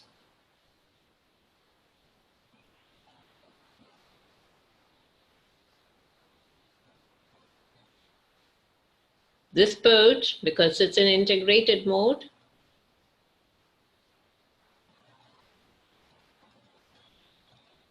this port will automatically get configured.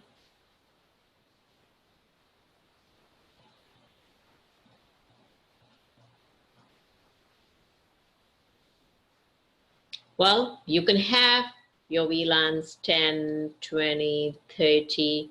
You don't need to manually create them on these, because what this one does is it sends out VXLAN encapsulated traffic. It can do that, EVXLAN encapsulated, which means it leaves as an IP packet, gets encapsulated in VXLAN, and heads here. The only requirement on these switches only need to configure the infrastructure VLAN. Does that term sound familiar? Infrastructure VLAN. Did we ever see this term before?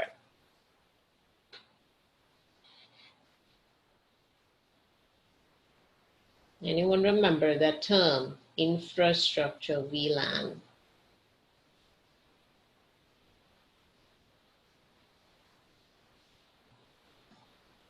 During the setup, that's correct. During bootstrap of the APICs, they ask you, please select or please configure an infrastructure VLAN. And I emphasize saying it is quite impossible to change that VLAN ID. It has to be a VLAN ID that is not in use anywhere in your network. It has to be a VLAN ID that is not reserved by any of these intermediate switches. Like in my example, I have an IBM and a Nexus 5K. So that's the only VLAN I need to configure on these switches. As for everything else, it will not be needed to you don't have to manually configure anything, because the traffic exits the AVE uplinks as an EVXLAN encapsulated packet. That means you don't need to worry about how many hops. You don't need to manually configure every time a VM moves. So I get a new VM of VLAN 40. I don't need to configure VLAN 40 on those intermediate switches.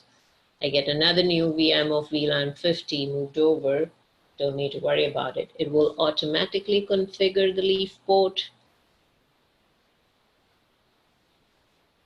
and ensure that we have the VLANs on the AVE end. So that's the advantage of using integrated mode with Cisco's AVE. You can have multiple switches. You don't have to directly connect your ESXi host to the leaf. With VMware's DVS, you either have to directly connect or connect to a UCSFI.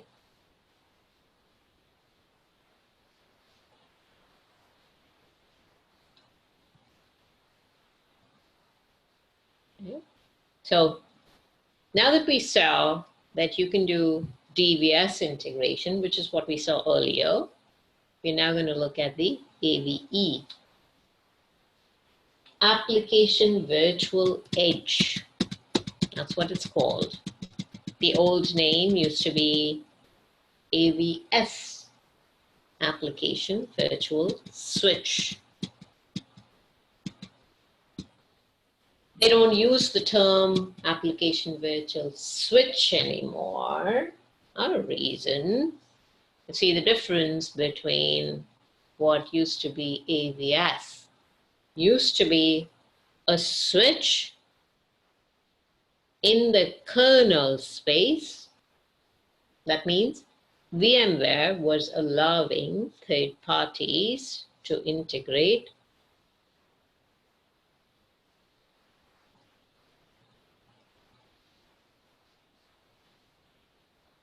PIC into their kernel.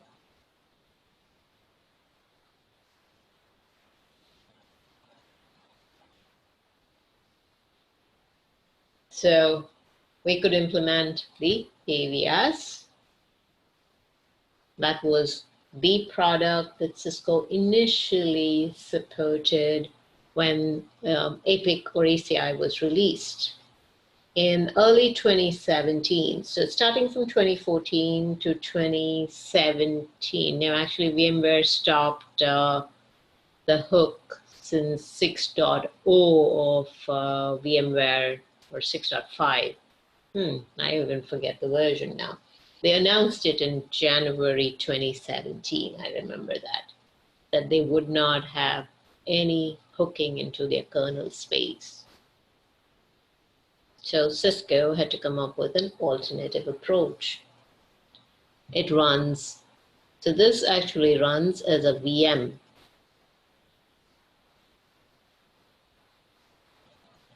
In other words, it runs in the user space. Notice how it's showing it's a user space element. Operates like a virtual leaf in the user space. It's actually running as a virtual machine. Cisco started supporting it in 3.11, I believe. That's when they started supporting so it was developed by Cisco purely because VMware said they would stop support for any third-party switches in their kernel space. Kernel space is actually more efficient, would have been great, but since they stopped support of it, Cisco developed the AVE, and they said, well, that makes it easier for us to use it in any hypervisor environment. Basically making it more what we call hypervisor agnostic. Don't care, it's a virtual machine, and we can have these virtual machines for Red Hat, for Citrix, for Microsoft, so it makes it more hypervisor agnostic. Uses the concept of private VLAN. Okay. Now, since if you upgrade to version, sorry, I believe it is 6.5. If you upgrade to 6.5 of VMware, VMware will not support your AVS. You don't have, it doesn't integrate, so you have no choice but to do AVE. So if you are intending to upgrade your vCenter, the first thing you want to do is you'd have to migrate your AVS to AVE, and Cisco does support that. You can migrate any existing installations which had AVS, they call it legacy, to AVE. Okay. So the migration process is quite simple, not too difficult. You're going to migrate a VMM domain or maybe even create a new one. Then you would create your EPGs, which become port groups in vCenter. And AVE, you can use VLAN encapsulation or VXLAN. When I say VXLAN, it's basically EVXLAN encapsulation. We're not dependent on CDP or LLDP for, remember, I had a discussion back here where I said, how does it learn on which port the host reside? Using either CDP or LLDP. We're not dependent on that because AVE is actually, it's supporting a protocol, just like AVS. They supported a protocol called OpFlex. Oops.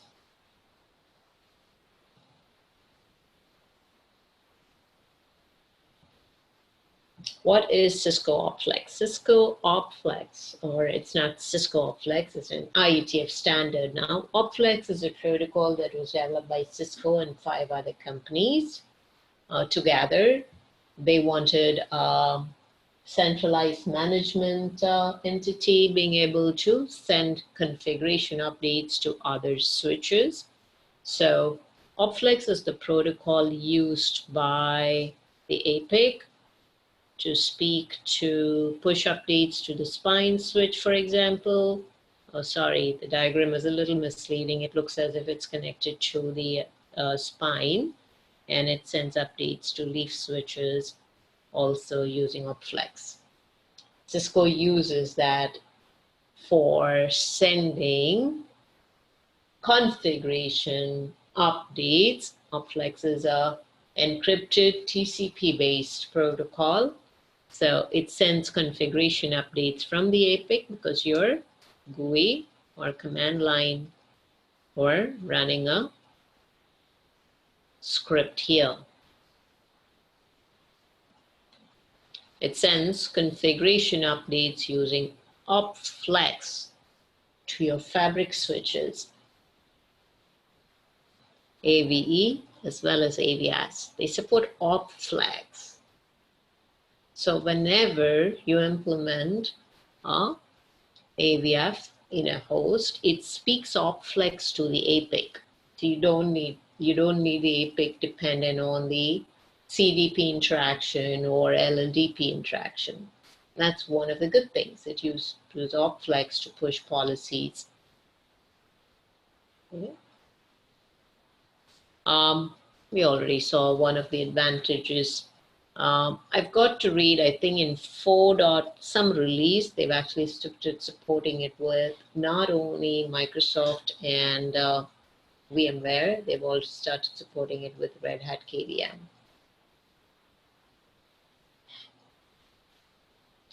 So, a distributed virtual switch, as you can see, that can extend across many hosts. Now, why do they not draw it as one continuous virtual switch? Technically, why it's not drawn like that is because you actually have to install, this is a VM. You got to install it on every host.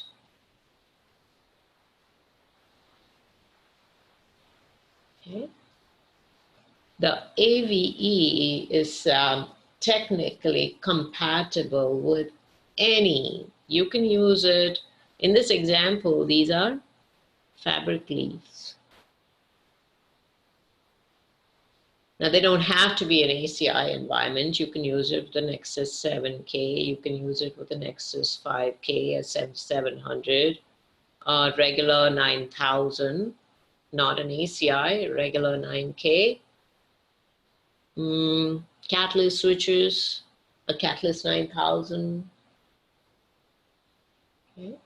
So it doesn't matter. This is not totally tied only to ACI. It's actually compatible, complies with any Ethernet standards, and basically works with any types of switches, including your Nexus or Catalyst.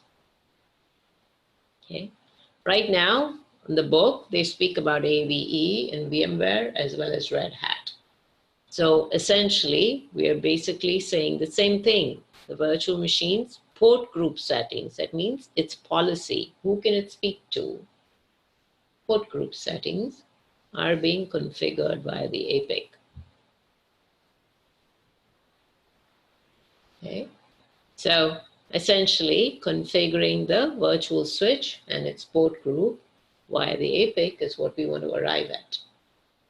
Okay. We also know that it's using OpFlex. The APIC uses OpFlex to communicate with AVE.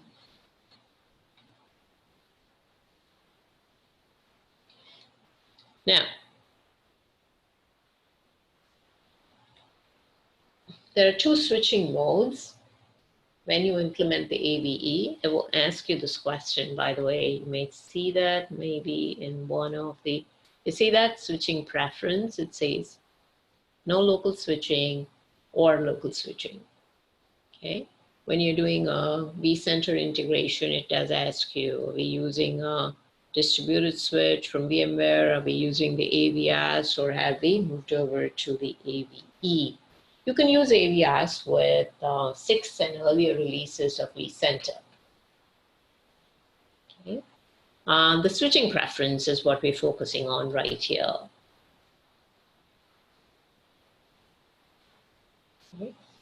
In local switching mode, local switching means the AVE does local switching.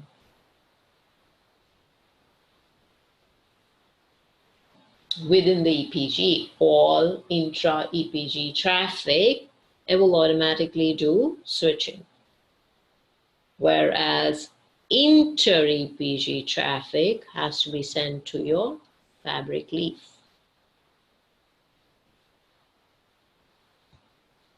Okay, by the way, this is a host.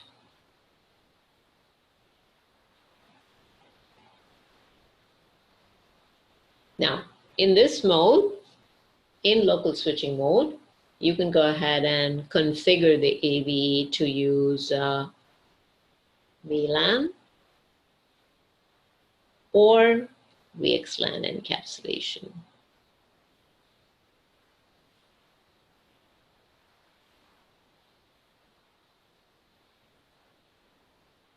Okay, you can even choose both. You can say I want some to be doing VLAN and some to be doing VXLAN. You are going to select that during the VMM domain creation. That's local switching mode. Why would you use no local switching mode? No local switching mode is the one on the left-hand side. Even intra-EPG. Notice the two VMs are in the same EPG. Even the intra-EPG traffic is being sent to the leaf switch.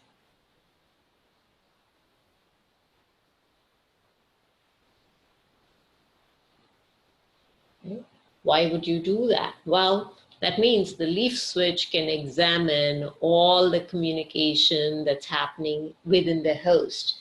Now keep in mind, this is a leaf switch. Technically, by the APIC, you can collect good telemetry info, traffic statistics, okay, health of the application. Those are things you can actually calculate only if the leaf sees the traffic. Now, if it was doing local switching within the EPG, my leaf doesn't see the traffic type, so it won't be able to give you information about the health of that particular application very well. Now, whenever you use no local switching mode, there's only one encapsulation it supports. In this mode, we had VLAN or VXLAN. In this mode, only VXLAN encapsulation. That's the only encapsulation type in non-local switching mode. So non-local switching mode allows the leaf to have better visibility of all the traffic. Okay. Example, you want to tap into every packet you want to know about. You have some monitoring tools like Nexus Data Broker or some other CAPS devices. You would want to make sure that you know about every packet that is being switched. You would probably use non-local or no local switching mode.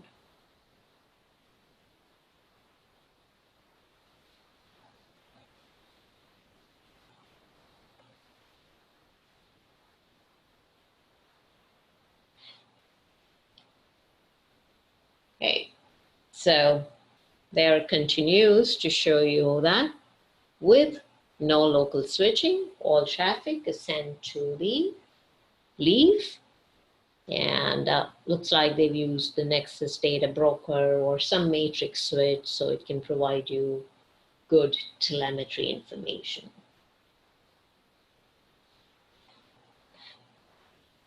Okay. Now, back here, I mentioned that the AVF is a virtual machine, or the AVE is a virtual machine. It should say AVE, not AVF. Sorry, I also read it without paying attention. It should be written as AVE. It's a virtual machine. So essentially, if it kind of has to behave like a switch, it's kind of going to behave more like a bump in the wire, which means I've got to design or ensure that any traffic, if they're going between VM1 and VM2, even if they have the same APG, and I have to send it to the AVE, it can see the traffic and then send it back. So I've got to make it behave like as if it's like a firewall or some device that has to attract all traffic, inter or intra, all types of traffic has to be sent to this VM. It has to process it and then send it out.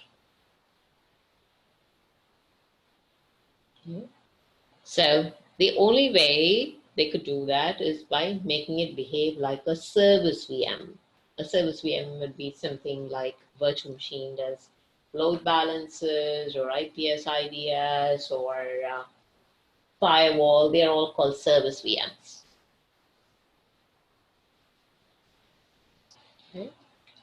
Now, let's look. This is a regular ESXi host with a distributed switch.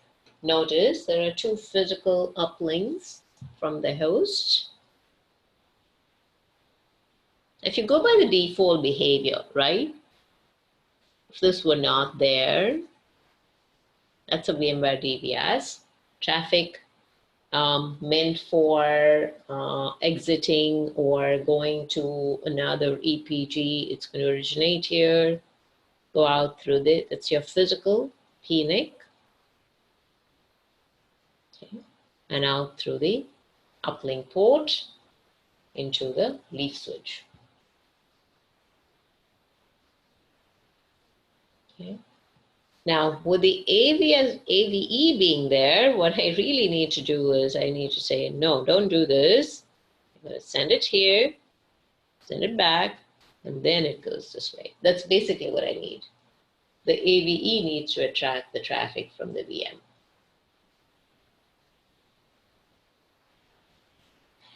Okay. So, right there.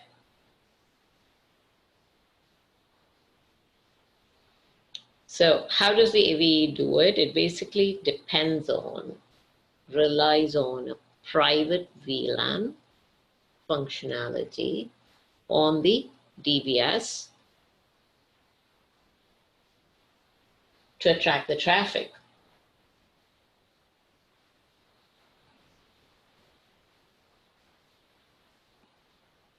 Okay, anyone heard of the primary VLAN and secondary VLANs?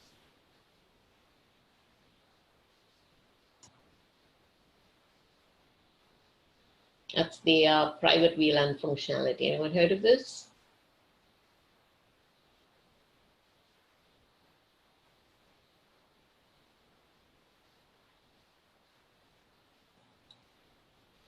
By the way, that's not a Cisco only functionality. Primary and secondary VLANs are supported by multiple vendors. Yep, VLAN.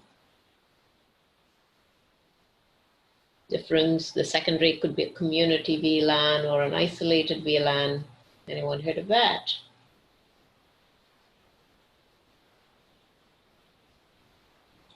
Okay.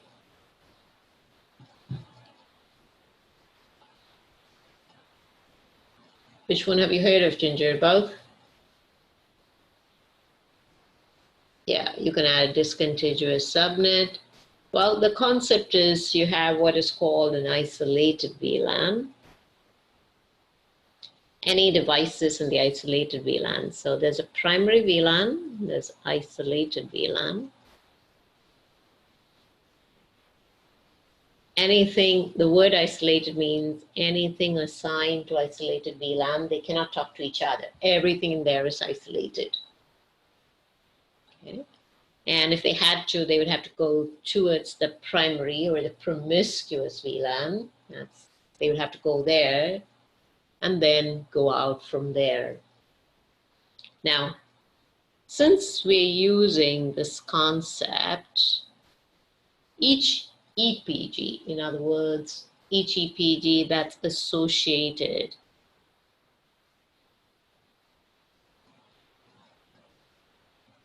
with the VMM domain, when you configure for AVE, each EPG will actually draw 2 VLANs from the VLAN pool.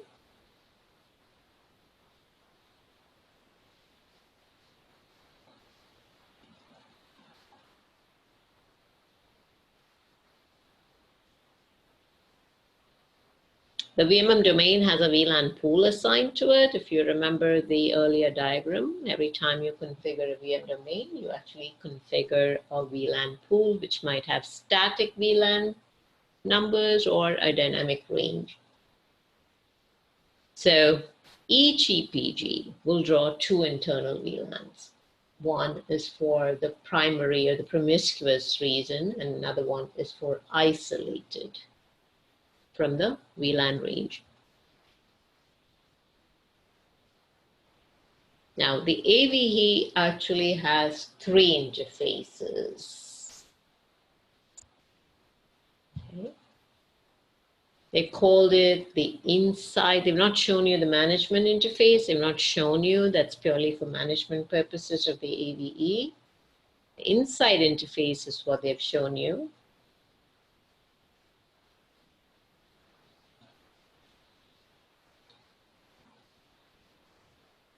It's a .1Q trunk that carries all the internal VLANs. It's a trunk, and it has support for all the internal VLANs. Okay. Now notice they call this the VM facing one.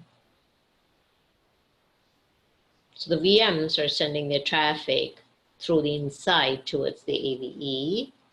This one is called the leaf facing one.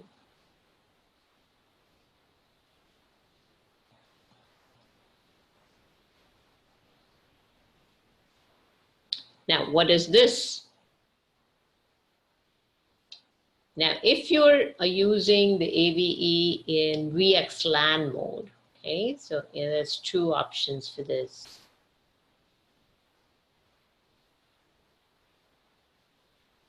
Remember, I said you can use the AVE in VXLAN mode, or you can use the AVE in VLAN mode. So if you're using the AVE in VXLAN mode, this one only carries infrastructure VLAN. If you're using it in VLAN mode,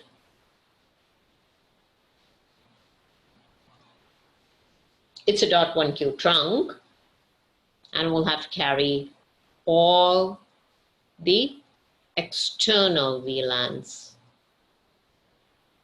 that you define in the pool. You're going to define these.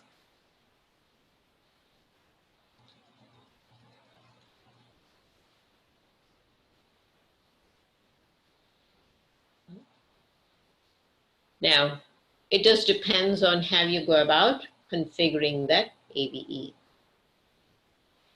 Requirements for installing your AVE have to be at least 3.1 or later of the APIC.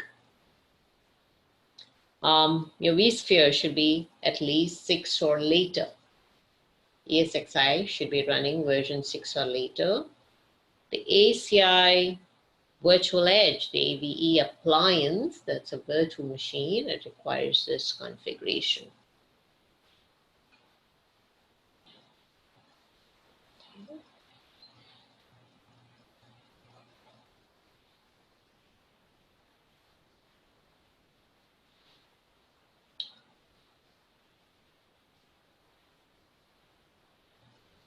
That's the VMM domain integration screen, which you would see under virtual networking. It asks you to name your VMM domain. It asks you to choose the type of virtual switch, your preference of switching, your encapsulation mode, your VLAN pool. So we're going to presume that you've configured a VLAN pool somewhere, and then you can select it here.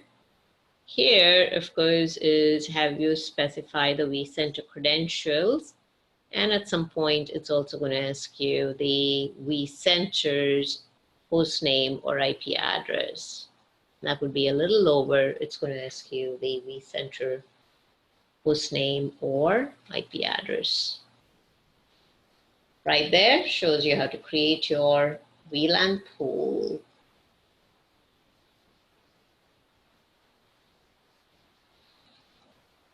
Okay, now keep in mind, once you've done the VMM domain, when you click submit, it should create, at the end of this, it should create, if you go by the earlier flow chart that we saw, once you configure the VMM domain,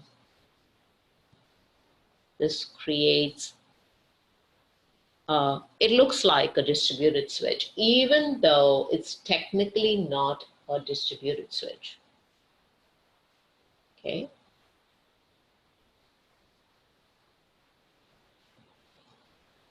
It's not a kernel space switch. It's actually a VM, and you could install the VM on every ESXi host. But in vCenter, it will still create a distributed switch.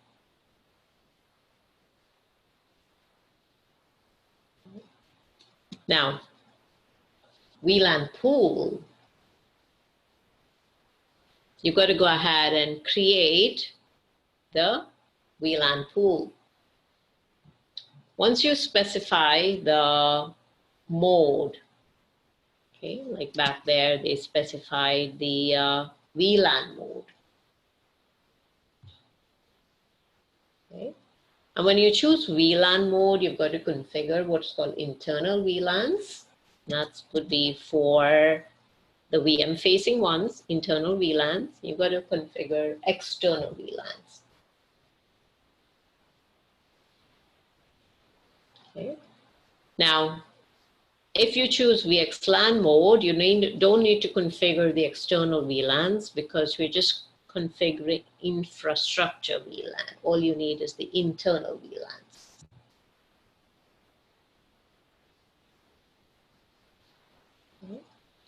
Since every EPG is going to go ahead and draw 2 VLANs, if you have 5 EPGs, you would need a VLAN range with at least 2 VLANs. So one for the primary and one for the secondary. So you're going to have to make sure that you configure that accordingly. By the way, notice creating the VLAN pool, you have the option to create the external, and here's the internal.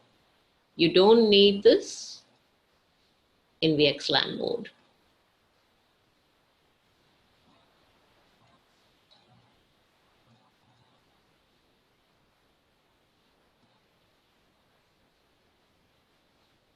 Because external is going to be only the infrastructure VLAN. Okay, that's why it says when working in this mode, and make sure you create as many internal VLANs, twice the number of EPGs that you plan to associate. Well, that actually shows you how you're going to go ahead and install the AVE, the Application Virtual Edge. It's actually a screenshot showing you the AVE on the ESX host via the vCenter. Okay, so they've actually selected the host. These are the hosts, and you can go ahead and this is a vSphere web client. That means this is a client of vCenter. vCenter provides management of every host and all their VMs. So you can see the host here, and that actually is a host. This is also a host. highlighted the host. It shows you virtual edge is not installed and gives you the options to configure the virtual edge. Okay. You're going to go ahead and specify the management settings for the virtual edge. You can specify on which data store it gets installed. And of course, there is the password that you need.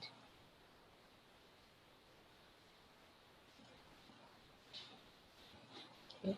By the way, if you want to install it on multiple servers, all you need to do is check multiple check boxes here. If you see your servers listed, check them. Specify your edge version, their management port group. Data store will depend on all the data stores that you have in VMware, and of course the administrator password. So the AVE can go ahead and set an admin password for that virtual machine and go ahead and install it.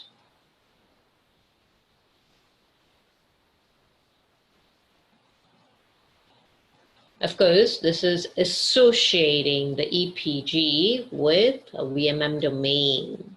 That's what the screen is about. You actually go through the EPG.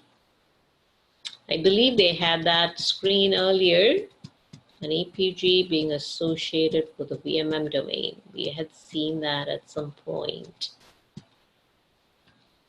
Right there. EPG, under domains, add VMM domain. Okay. We're going to presume that you've already done this, created the application, created the EPGs, created the contracts between them. Now we're just associating the VMM domain or binding the VMM domain to the EPG. When you do that, that's the screen that pops up.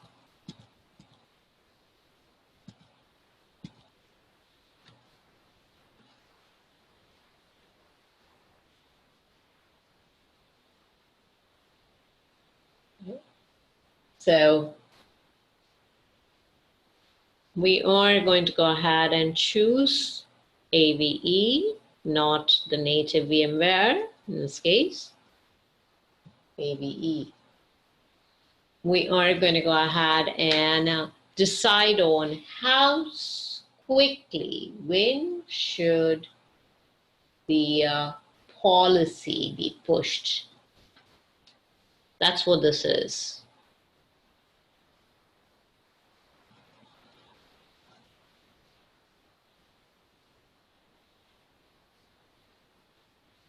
One, when should it pushed into the running config of the physical leaf? And when should it put it into the TCAM of the physical leaf? So there's two options. Immediate means right away. Now when I click finish, go ahead and do it. On demand means whenever you detect the port settings, so you detect the VM coming online and the VM is assigned to port group and the VM sends a packet. Okay. So one is to the running config, that's resolution immediacy. Deployment is when it's sent to the TCAM of the leaf.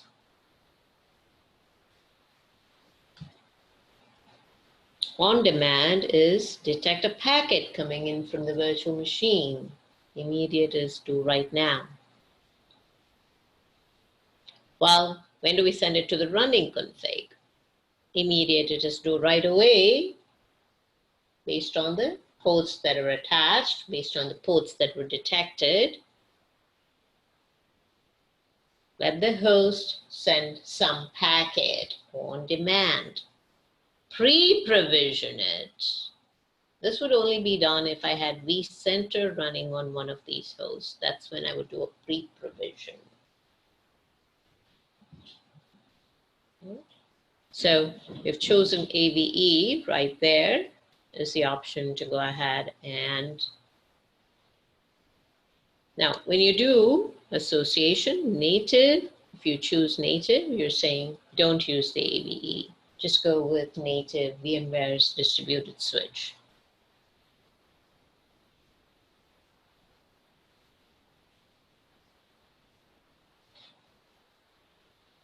And when you choose that, it doesn't pick on a VLAN from this range. Remember, there are two options. There's internal range, which is used for AVE purposes. There's the external range. When you choose native, it only picks the VLAN from the external range. Native means use VMware's own distributed virtual switch. AVE is Cisco.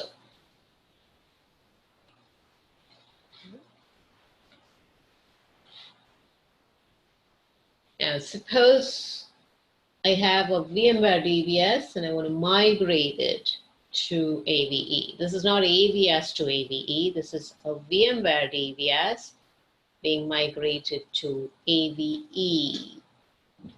You can do that. Okay, that's an option here. You see, this is a domain that's already, this is under virtual networking. They already have a VMM domain.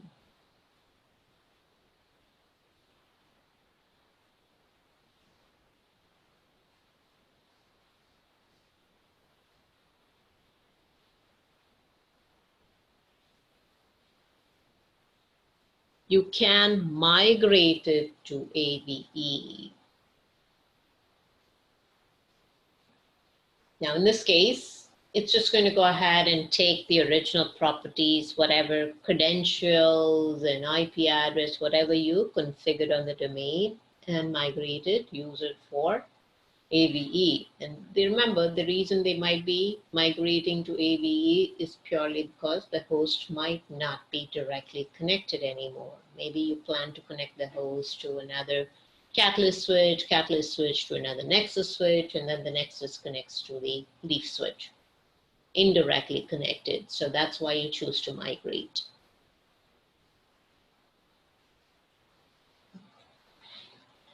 Well, when you choose to migrate, remember, AVE gives us two switching preferences. It's going to ask you that. It does tell you all properties will be preserved. Any new properties needed by the AVE must be entered here.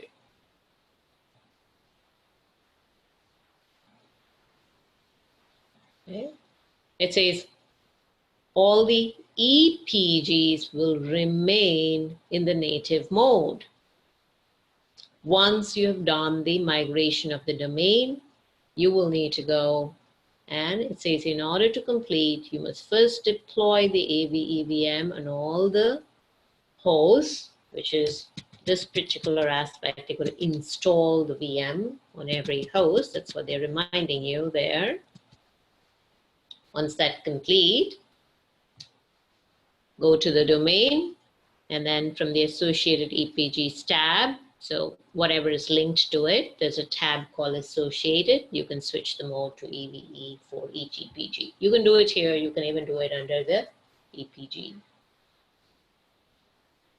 Just a reminder that it's not enough to just migrate the VMM domain. You've got to install AVE on every ESX host. That's why it pops up saying you will need to deploy the VM on all the hosts. Once you're done with that, then of course you would need to configure the EPG to be used with AVE. Remember what they're saying is you're right there. Remember when you do EPG association, it asks you AVE or native. So initially when you were using VMware's distributed switch, it would have been native. Now that you've installed AVE, you want to switch it to this. This should be the last thing to be done. You can do it from the EPG association page. You can also do it on this VMM domain. There is a tab which shows you the associated EPGs. You can see that here. Any EPGs that are already associated will show up here. You can go to each one of them and switch their mode.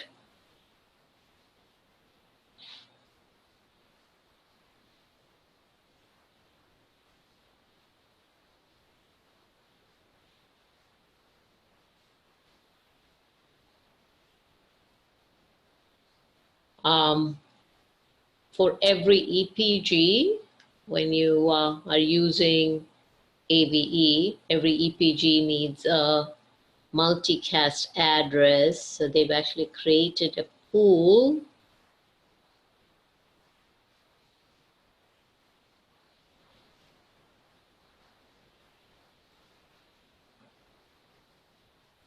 you got to make sure you have that. Okay. And then for the switch itself, that's a multicast address. You've got to make sure you assign it a unique multicast address.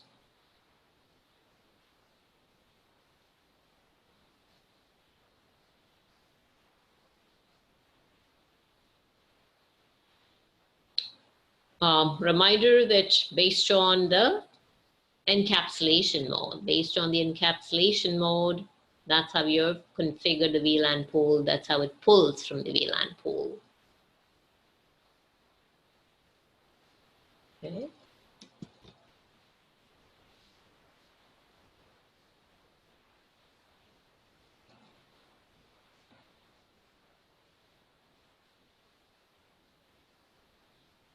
So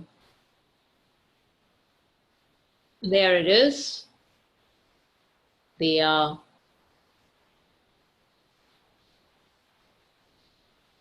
choose native, which is the option we saw when associating, or choose AVE. We actually saw that option right here when you associate an EPG to a VMM domain, you get this option.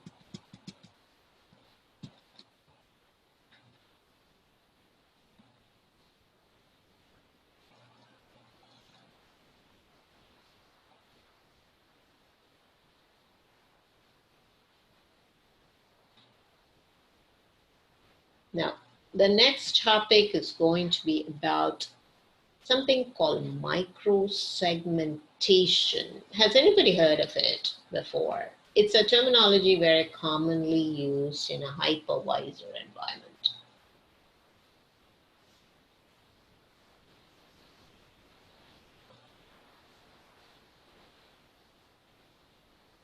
Gregory, Felipe, okay. Anybody want to share with your classmates what that might be?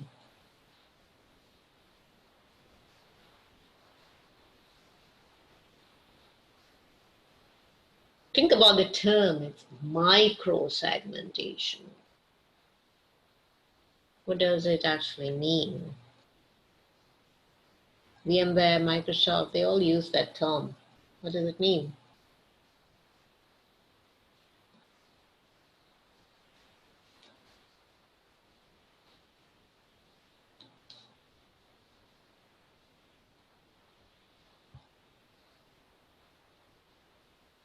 Okay, controlling what servers and apps can and cannot talk to others, okay?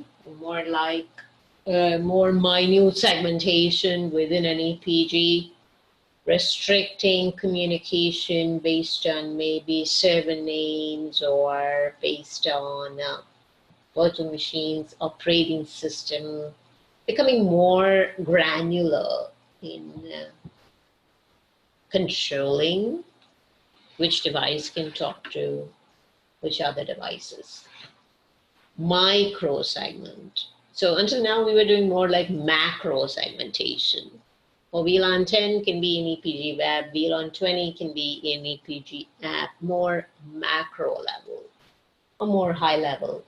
Now you can be more granular, automatically assign your endpoints to these security zones, which are called micro segments.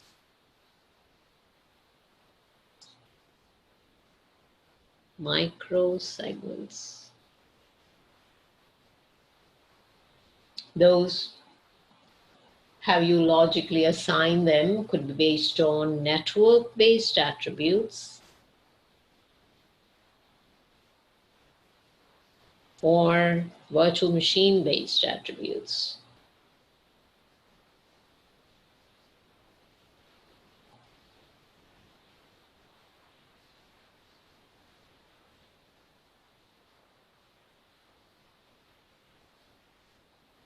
Now, once they are in the segment, then suppose I have used the microsegment rule saying all virtual machines would contain the word web in their name. 5 of them might be in that microsegment called web microsegment. I have 5 virtual machines with the name containing WEB. Now, of course, all web servers in that microsegment can't talk to each other unless I implement intra-EPG isolation. Intra-EPG isolation is another option where you prevent devices that are in the same EPG or microsegmented EPG from communicating with each other.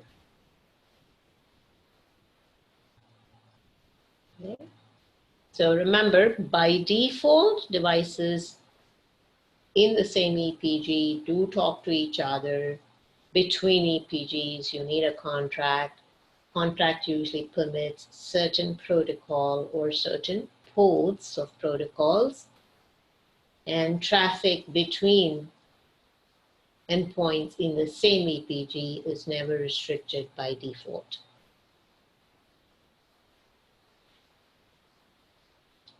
So what is microsegmentation? Automatically moving your virtual machines based on either network-based or VM-based attributes into a microsegment. So they're all belonging, these 12 virtual machines or physical, whatever they are, they belong to the same base EPG. They all belong to EPG 1. But due to microsegmentation, some of those, maybe there was some vulnerability in the Windows servers in EPG1. Windows 2012 with Service Pack 3 needs to be updated. So we create a new microsegment EPG. In this case, they called it the quarantine. So now that we have configured that criteria, those 4 Windows servers, they've moved from EPG1 into the microsegment EPG called the quarantine. Could be for quarantine purposes that you've moved them. Okay. So essentially, the 4 that have been moved into the microsegment, now they cannot talk to the servers in EPG1 anymore because they're now in a sub-segment. Okay, so if you delete the microsegment EPG, they will all belong to EPG1. Microsegmentation will support virtual endpoints that are attached to AVE, AVS, Microsoft vSwitch. So AVS, AVE, VMware, VDS, as well as Microsoft's vSwitch.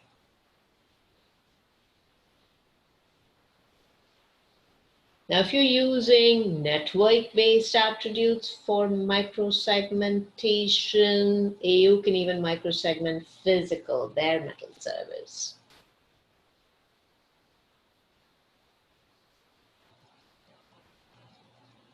Okay.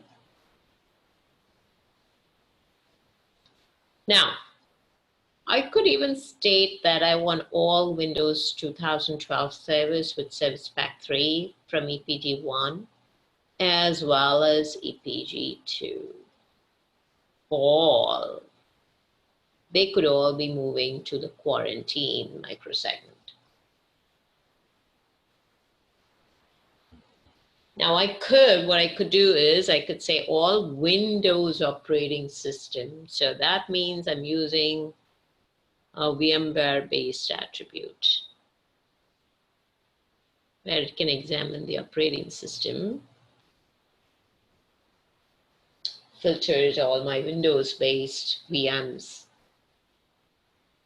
They move in here. They can take it from EPG1 as well as the Windows-based ones in EPG2. They're moved in here. So probably maybe this one, 4 of them move in here.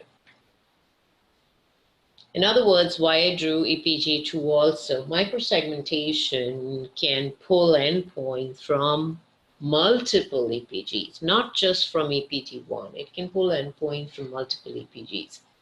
The reason you're moving them into the microsegment is you're now going to configure some more restrictive contracts.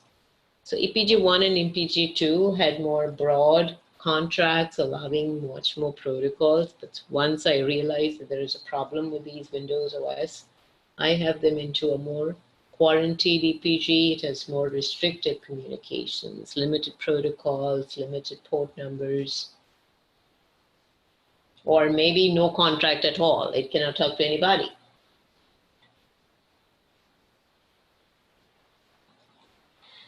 Okay.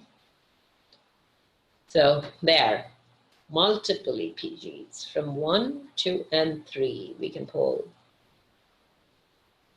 Actually, why did they not pull the Windows 7 from?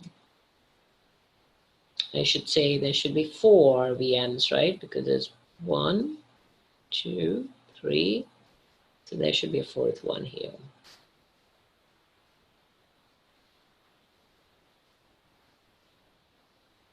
Well, use cases for microsegmentation, just one that I mentioned. You want to quarantine your vulnerable VMs.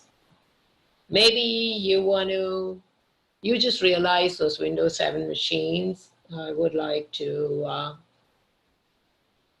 apply a service graph with load balancers because they're not working as expected. Okay. Or maybe I want to apply some upgrade patches to a group of devices. So that could be my use case. I said microsegmentation could be based off network-based attributes.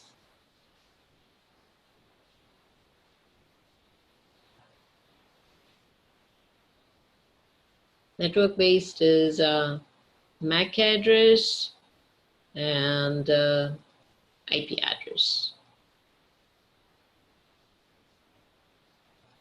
Those are both considered network-based attributes. Now, that means these can also be used with bare metal servers, not just virtualization VMs. They can be used with bare metal for microsegmentation.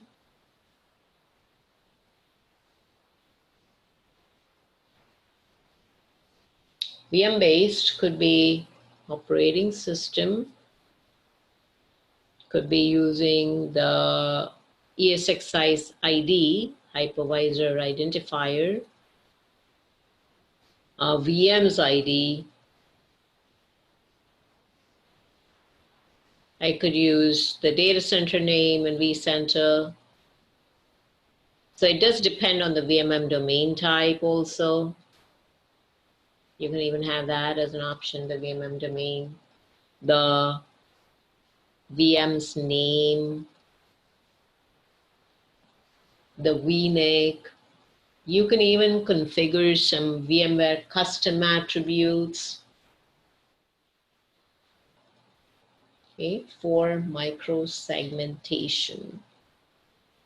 Those are your use cases. There it shows you. It could be VM when it's going with VM based. By the way, this attribute can be used for microsegmenting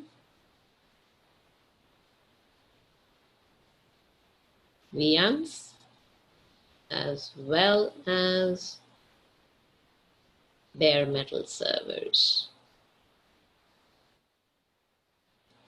This one only for VMs.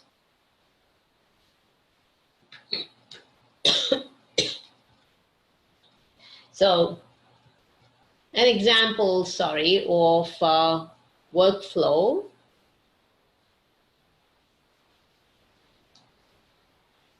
The microsegmentation workflow is shown here. We are going to presume that you configured your APIC, okay, configured the base EPG, its attributes. We're going to presume that. We're also going to presume that the user has configured, it could be VDS or it could be AVE. Remember I mentioned you can use microsegmentation with VMware VDS, you can use it with AVS, you can use it with AVE. In this particular example, there is some presumptions here. We're using AVE. In the Cisco APIC, we're configured for that. You have created the AVE instance. That means you've configured the VMM domain, you've configured and it has pulled all that information, and you also have a VDS in vCenter.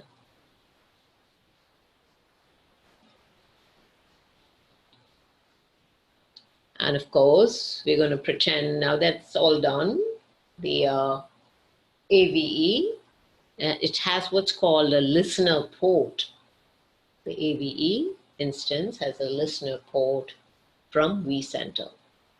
So those are some presumptions. Those are all done on the APIC. We're going to presume that. We're also going to presume that the user has actually created the EPG, the application profile, the EPGs, all that's done. Okay. So configure your base EPG, configure its attributes associated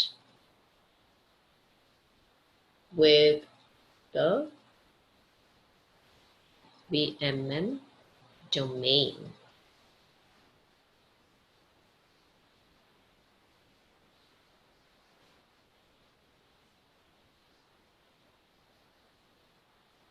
Okay.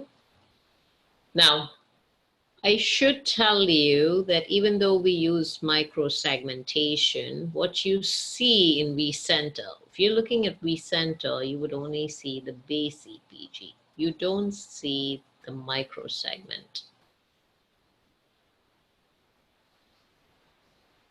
You don't see it. You see the base EPG as a port group.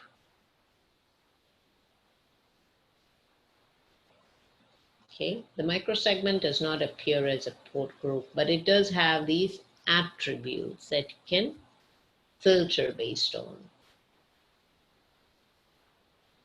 Okay. That means it may have a VM name or a VM ID or a hypervisor ID, and if any traffic, anything matches based on those attributes, it will go ahead and dynamically assign the VM to that attribute microsegment EPG. In other words, they would be moved from the base to the microsegment EPG. And if you do delete this off, the VMs will move back into the base EPG.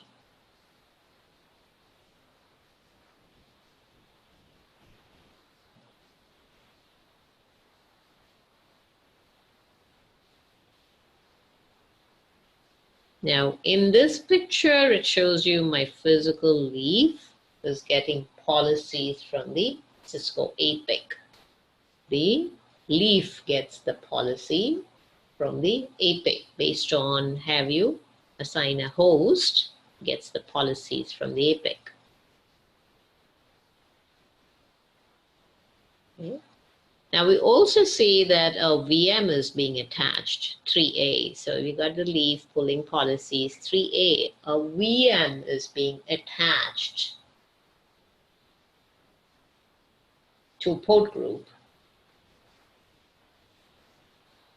Now guess what happens? When the VM is attached to a port group, that's the port group, AVE is sending op flex messages.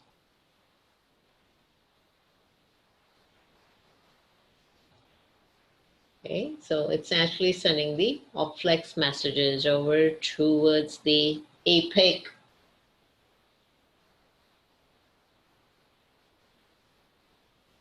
It goes through the physical leaf also. So the leaf also knows that a VM is attached. Now, when the leaf knows that a VM is attached, it looks at the attributes that are configured. And then when it identifies that the VM matches those attributes, it pushes the attributes-based EPG. Okay, so we can actually see using opflex, it pushes the attribute-based EPG along with its encapsulation, that means the VLAN used, to the AVE. That's why it's actually saying that it pushes it to the AVE.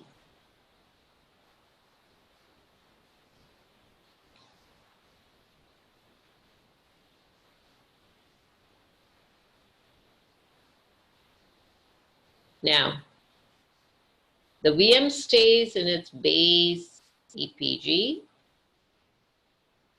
You don't make any changes on the VM. That's what it says.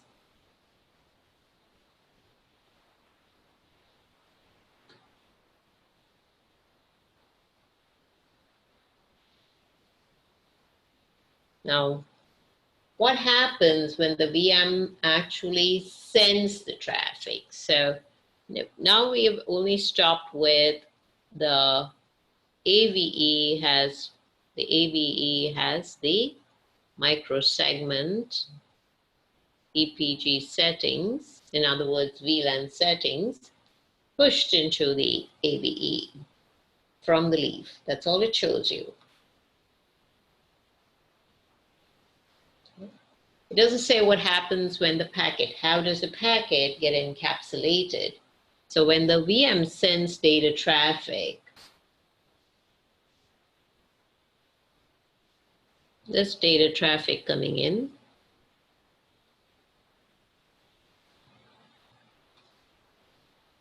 the AVE is going to tag your packet based on your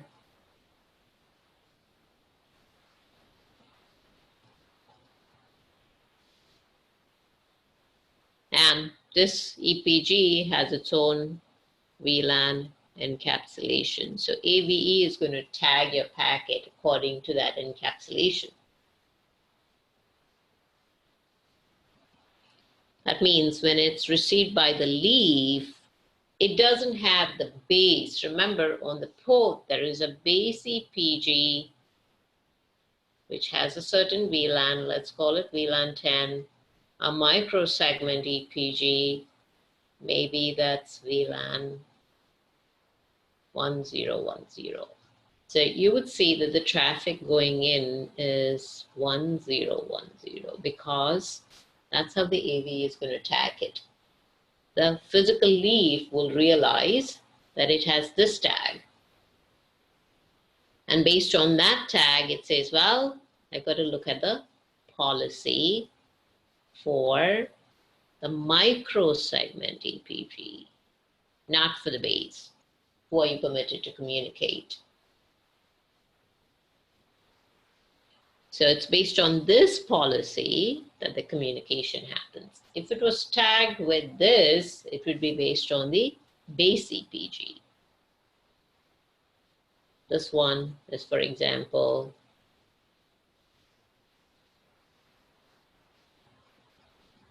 so the leaf switch receives the traffic from the AVE with the right tagging. That's how it knows which policy should be applied.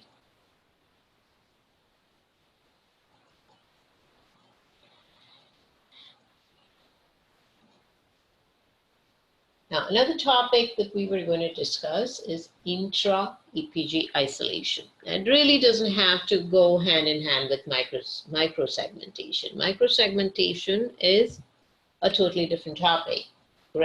Doing a more granular segmentation and having your VMs move from their base EPG into a more narrower segment, and then that policy of that microsegment EPG takes effect as long as the microsegment EPG is configured. Intra-EPG isolation means you can talk within the same EPG. You can see that in local switch by default between the web EPG members. They can all talk locally. They can all talk without a problem. Don't need a contract. Okay, but when you do intra-EPG isolation, they cannot talk anymore. And the best case for an EPG, which typically is designed with intra-EPG isolation, is usually the web-based EPGs. We never have a requirement where one web server should communicate with another web server. Usually a web server has to communicate with an application server. Two web servers never need to interact for the same application. Okay, so an ideal place to implement intra-EPG isolation would be your web EPG. It'll prevent the spread of viruses or any other hacks. Okay, that's the concept, intra-EPG isolation. Next, we discuss the concept called preferred group. Remember, when we spoke about VRF yesterday, this is actually something that we spoke about yesterday.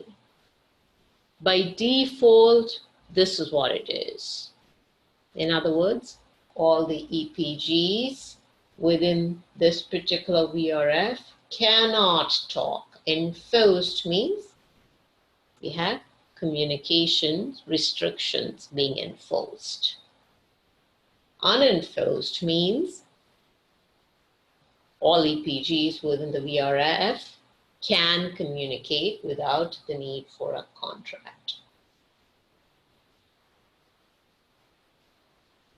Okay.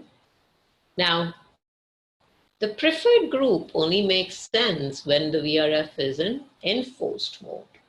If the VRF is in unenforced mode, all can communicate without the need for contracts. So preferred group really doesn't make any sense.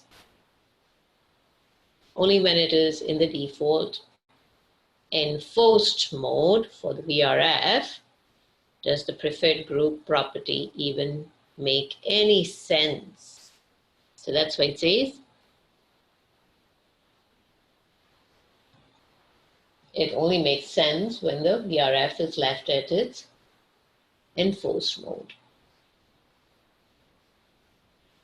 EPGs that are included in the preferred group. So if you have that switch, all the EPGs which have that switch can freely communicate together. So if I do that on EPG A, and I do that on EPG B, and I do that on EPG C, they are all in the same preferred group. They can talk to each other without a contract.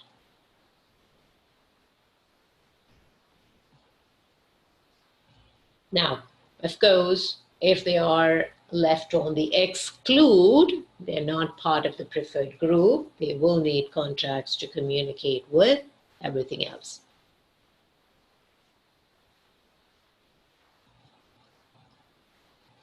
You can set this property on a regular EPG, on microsegment EPGs. External ones are the ones you create when you're communicating to a layer 2 or a layer 3 switch. So here's an example showing you on a regular EPG, you have the preferred group, whether it's included or excluded out of the preferred group.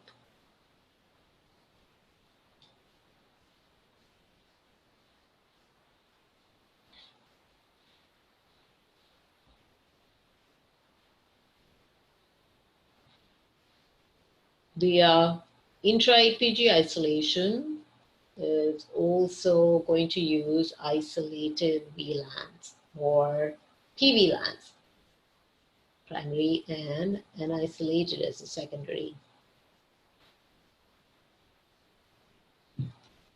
Okay, so your VMM domain integration creates these PVLAN port groups.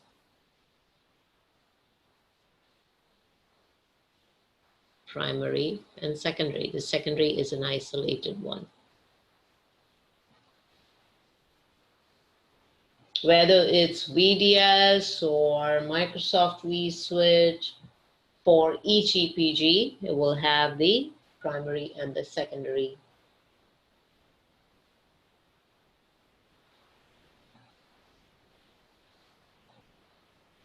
Now your Fabric admin, whoever is configuring the VMM domain association with EPG, is going to specify the primary encapsulation. That's one option, or the Fabric can go ahead and do it dynamically. So the Fabric admin can do this statically. If your Fabric admin is doing this assignment statically, then you've got to create a static VLAN pool and associate it with the VMM domain. If it's done dynamically, you can create a dynamic pool.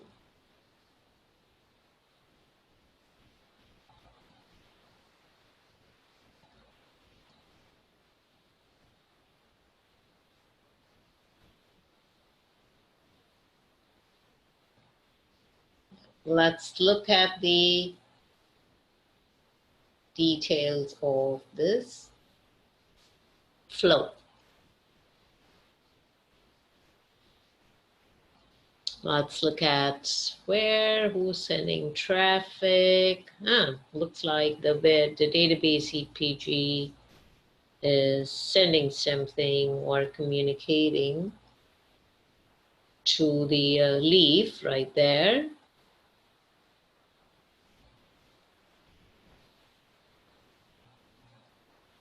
That's a normal EPG sending traffic to the ACI leaf.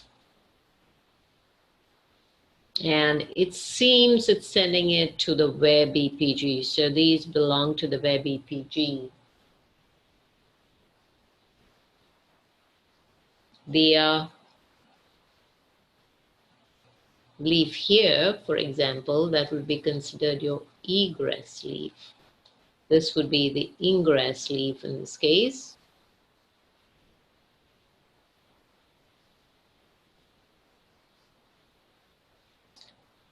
It goes ahead and it tags it. Okay, you can see how it's sending it towards your VDS or vSwitch, whatever the type of switch.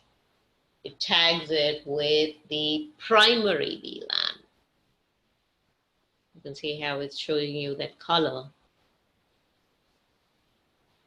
And sends it towards your web EPG, so it gets to your VM.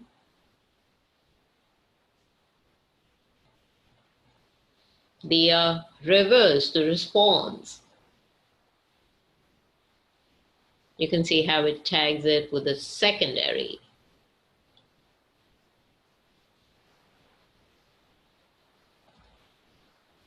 So traffic towards this leaf from the web VM is actually being tagged with the secondary.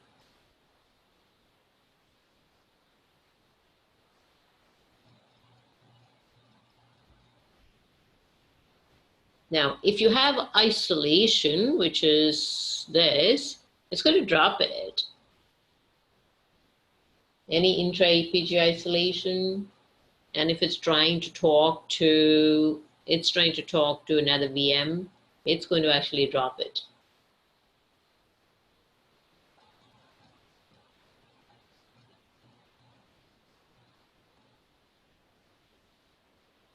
This isn't trunk mode, by the way. The VDS or the Microsoft vSwitch, they are secondary uplink to the leaf. It's an isolated trunk mode.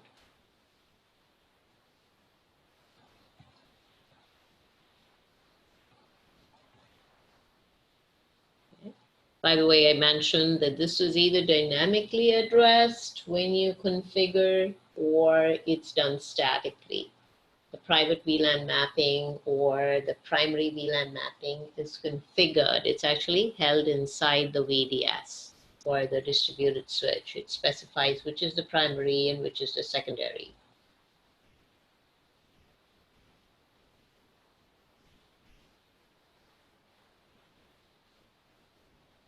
Now, if it does, I can see that if it tags it with secondary, you see how that is? It's actually denying the traffic.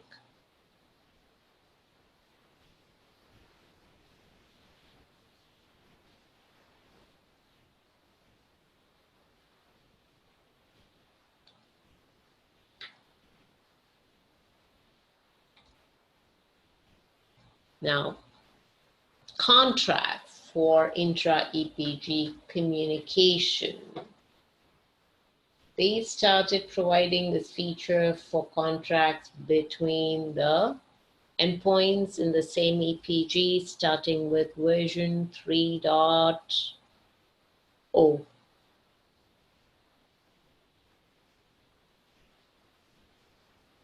By default, once you do isolation, they cannot communicate. By default, with intra-EPG isolation, nothing communicates. That means without intra-EPG contracts, no communication occurs. So if you do implement intra-EPG isolation, you can have intra-EPG contracts to control the communication.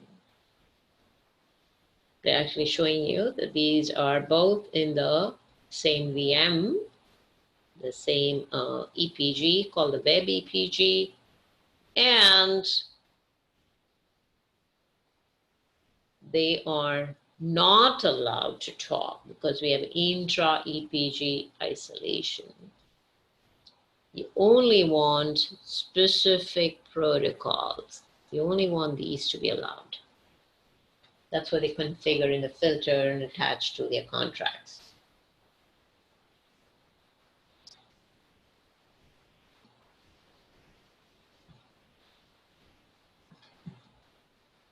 So these have all got to do mainly with a virtualized environment. So this is a very large topic. One, of course, introducing to virtualization. Then, of course, all the types of virtual switches you would have, how your EPG will be converted into a port group so the network administrator controls the policy. Then about how you can configure microsegmentation, how you can configure preferred groups, how you can configure intra-EPG isolation, and then if you want, you can implement contracts between those. Intra-EPG isolated VMs.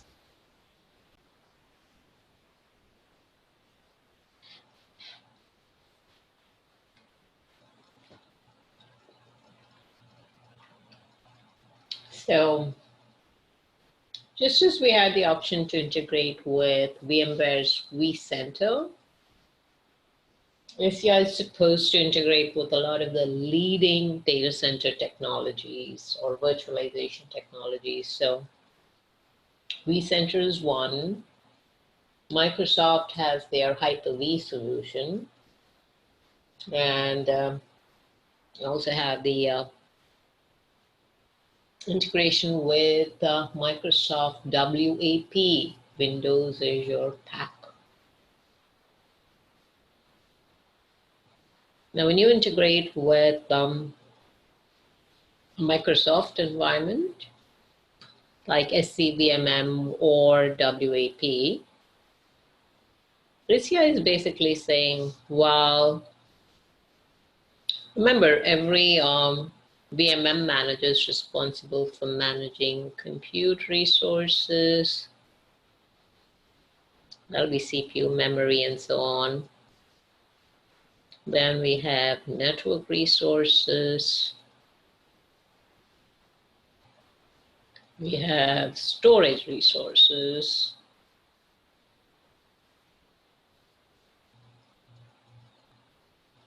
Primarily what a VMM does, a virtual machine manager.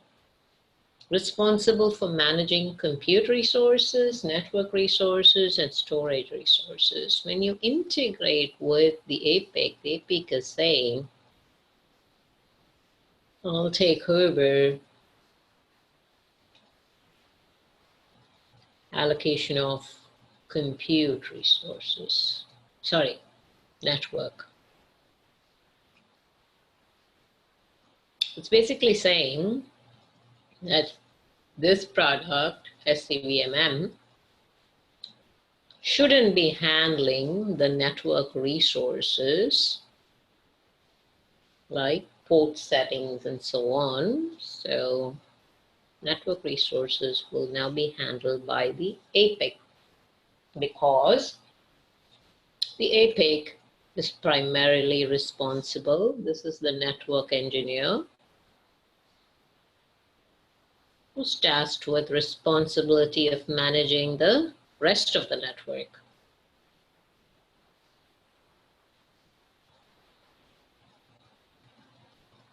Network infrastructure.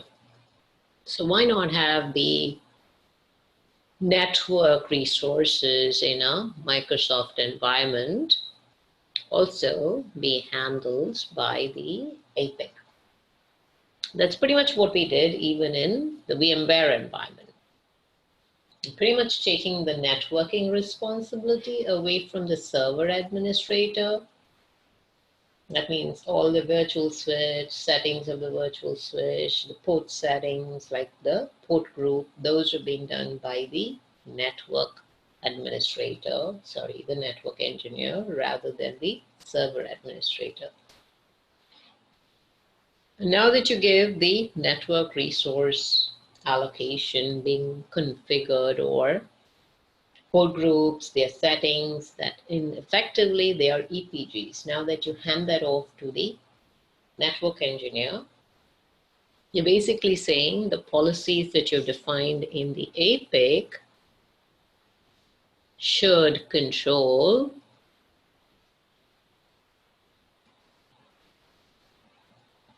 the network settings even in a Microsoft environment. Okay. That's what it's trying to say. Now, Windows Azure PAC is typically for a self-tenant experience. That's where we usually use it. A self-service experience for tenants.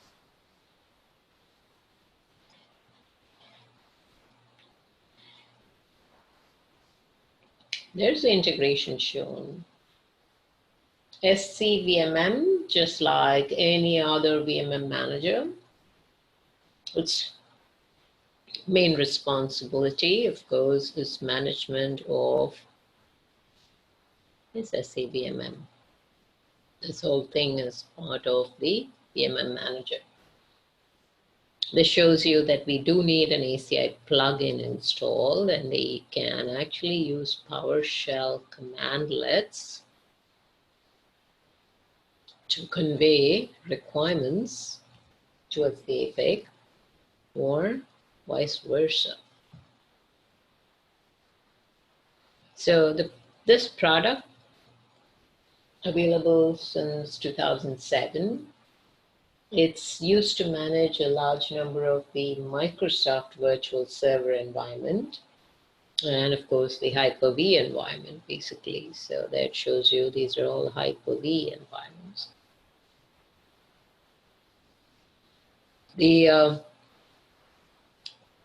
This product can actually be installed on a physical host, or you can install it on virtual machines.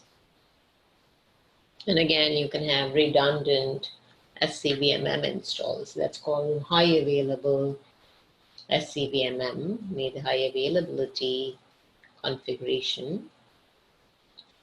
The SCVMM communicates with the APIC via what we call, via the REST API. And this communication is established over the management network.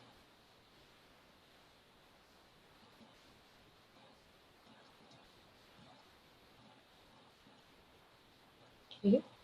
In SCVMM, there is a construct or an object called a cloud. When you look at this, there's an object called a cloud. It's that cloud which will contain, it's like a container which contains all the resources of, it represents all the ACI resources, the physical switches and all the other logical settings of the ACI, like for the ACI environment, like VLANs, all of that will be part of the cloud object. Okay. So in here, you would see the terminology cloud.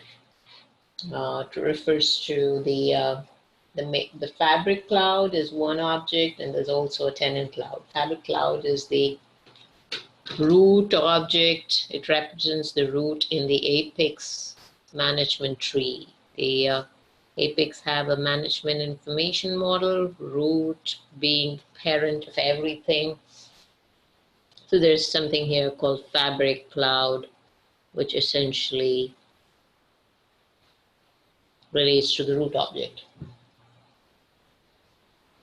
the root container. And then within the fabric cloud, there'll be something called tenant clouds, which kind of equivalent to the tenants in ACI, but not directly equivalent. Okay? There's a set of prerequisite steps that you've got to do to install. One of them being downloading this plugin. So using PowerShell, you can have REST communication between the SCVMM servers and of course the APIC REST API. There is a relationship between terminology or object mapping between how they are termed in Cisco APIC and how it would be termed in the SCVMM. When you go into the Cisco APIC, you will be defining, when your domain is a Microsoft, you will be defining what's called the cloud name. That's kind of equivalent to the entire fabric. EPGs in APIC. In a VMware environment, EPG in the APIC becomes what's called a port group in VMware. In a Microsoft environment, EPG in the APIC becomes what's called a VM network. Okay.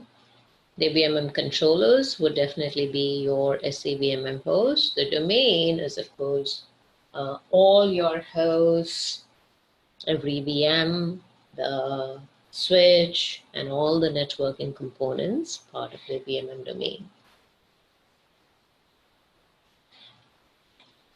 Now, other than SCVMM, you can also integrate the APIC. Notice it speaks via the REST API to the Microsoft Azure pack. So right there it shows you the Microsoft WAP. This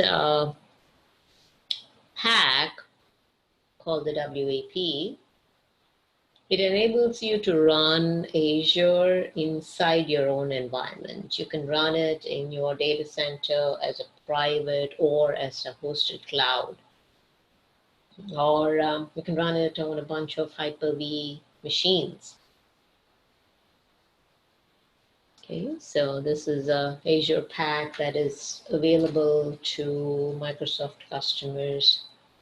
List or collection of technologies available at no additional cost. It actually runs on top of Windows Server 2012 or even on System Center 2012.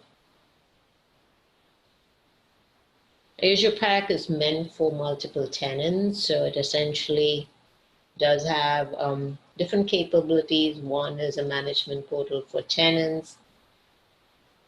So it's a self-service portal for configuring the bridge domains, networks, VMs, firewalls, load balancers, external connectivity. Then there is a management portal for the administrator, so they can go ahead and do the user accounts, create quotas for tenants, pricing for tenants. And then, where's the third one? Third one is, of course, the Service Management API. That's the REST API, in other words.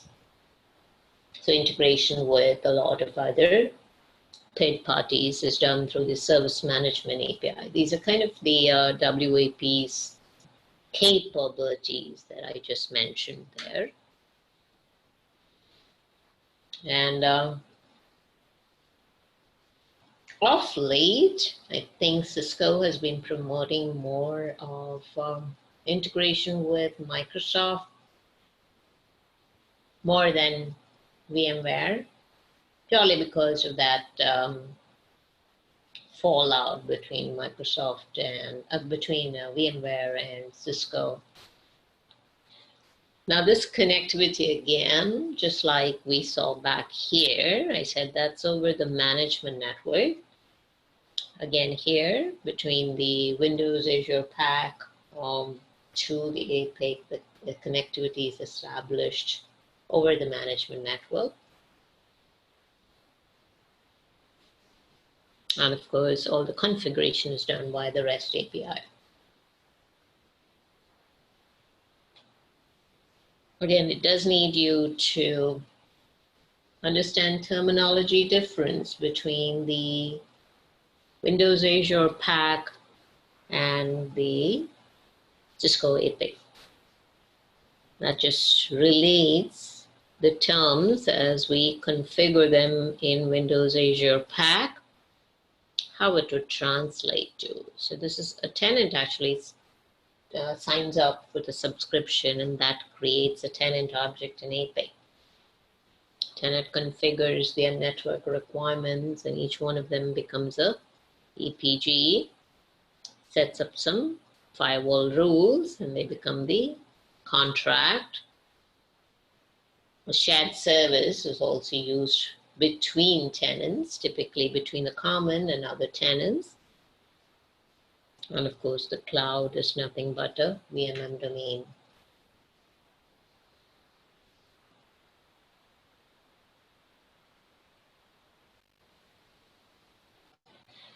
Different reasons why you may use ACI with WAP.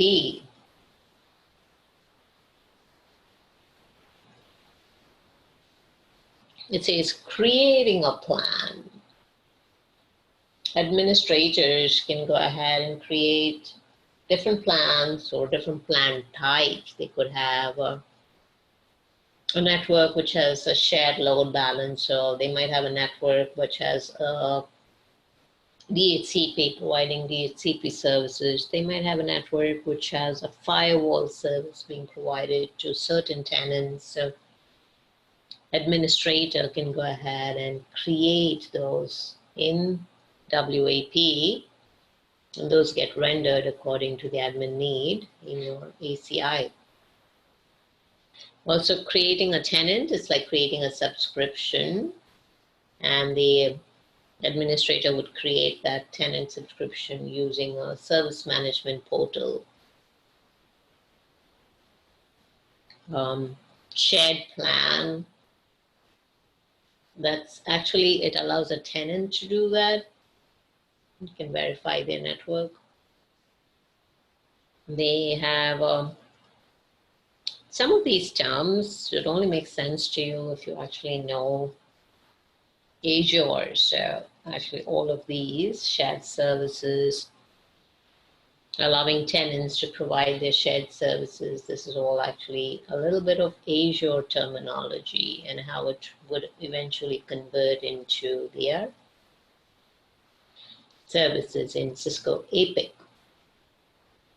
Example, creating external connectivity. If a tenant needs to have their servers communicate with some other entities, like connection to the internet or any other devices on their own data center, they would configure external connectivity, and Cisco ACI would actually translate into what's called layer 3 external connections, and of course create external EPGs.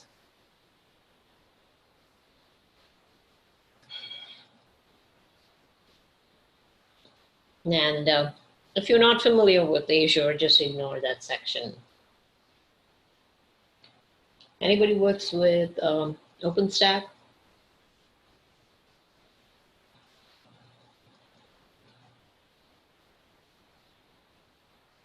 No one, no one. Anybody works with containers? Here's what I'm going to do. I'm going to leave this section. If you haven't worked with any of these sections, I'm going to leave it and address it later, because if you're not using it, that's your particular test that you're going to answer these questions. And if you're not using it, none of these words would make any sense. So I don't see anyone with OpenStack or with container. What we'll do is we'll get back to it. It's a brief overview about Shell. You do work with OpenStack? Yeah, we do. We do have OpenStack integration that we do need to do in the future. Okay. Okay, in that case, we're going to go ahead with OpenStack. So what exactly is OpenStack?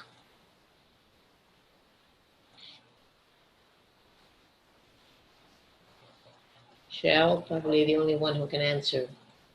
Yeah, so it's kind of similar cloud computing where Azure and AWS works along, but it's in-house, private based, in-house on our own data center.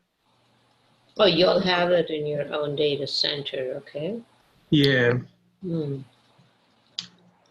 Rackspace implements. I don't have much of details about it, since a lot of this server group handles, but some of them, they do need integration for the neutrons and the load balancing.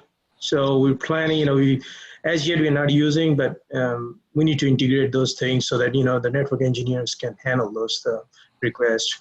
So it handles the security groups, if you're aware of on OpenStack, all that is being handled by server groups right now. Right now. Yeah. Be done through ACI. Well, I'm aware. Yes, I'm aware of how they work. It's like firewall rules that needs to go on the OpenStack, and it's all GUI based. That's where we configure, allow, and allow or block source destinations. Okay. Thank you. Sure. OpenStack is a free open source software platform for cloud computing. Free, open source, two things that some companies like. One is free, and the second is open source. Okay, provides infrastructure as a service. That's what it's mostly deployed for. Your servers and other resources are made available to the customers. Typically, you have a dashboard. You also have command line tools, and of course, you can manage it also through the REST API. It's called a REST API, so you can actually manage it.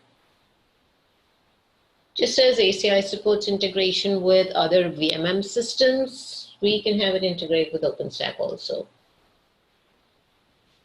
So when you integrate the ACI environment with OpenStack, you're basically saying that ACI will dynamically create the networking constructs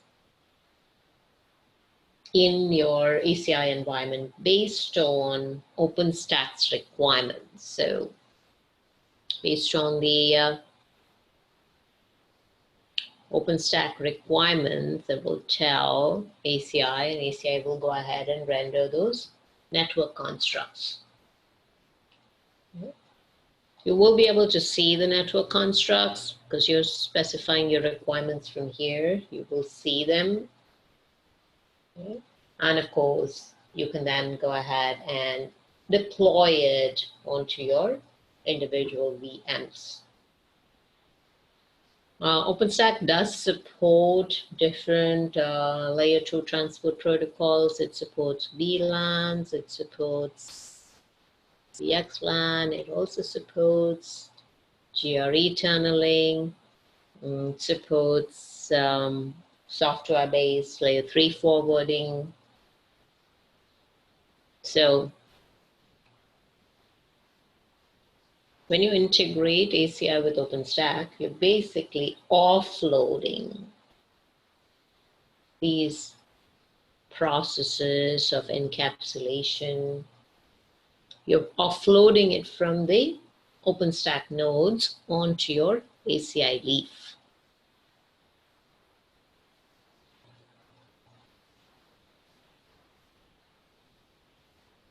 Okay, so basically saying, hey, OpenStack, you don't need to be now responsible. Your compute nodes don't have to do these. Instead, we'll have our ACI Leaf take care of all these network encapsulations and any other network-related tasks.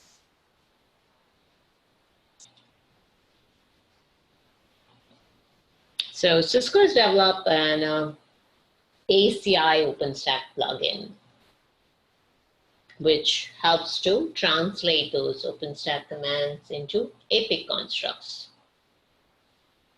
Now, the ACI OpenStack plugin can be, they've actually shown you two approaches. They can be deployed in modular layer 2 mode or group-based policy mode.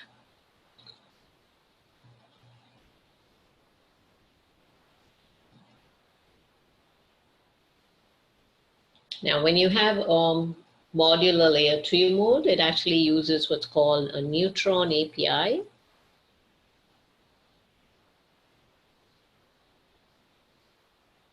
To create networks, which is the traditional way of deploying VMs and services in OpenStack. If you go with group-based policy mode, you use a different API, and it basically goes ahead and creates and deploys your applications as policy groups. Now, as of, I forget, they have a plugin which was released for OpenStack, I think some 2.2 something version, I can't remember that one. You can deploy the plugin in what's called unified mode.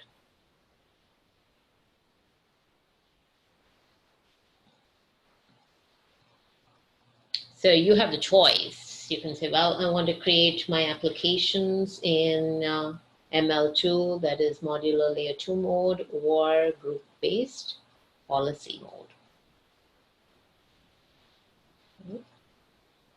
Now, here it shows you the OpFlex configuration. It's going to define the VXLAN or VLAN on the host, while the APIC driver on these Neutron servers actually has, this is the one, they've shown you the Neutron servers here, and that means these drivers are on Neutron servers. They communicate the requirements to the APIC cluster, and it translates the Neutron. Neutron is the networking component of OpenStack. Translates the elements that they've traditionally used in Neutron. They're called segments, subnets, routers. external networks. It translates them all into APIC elements.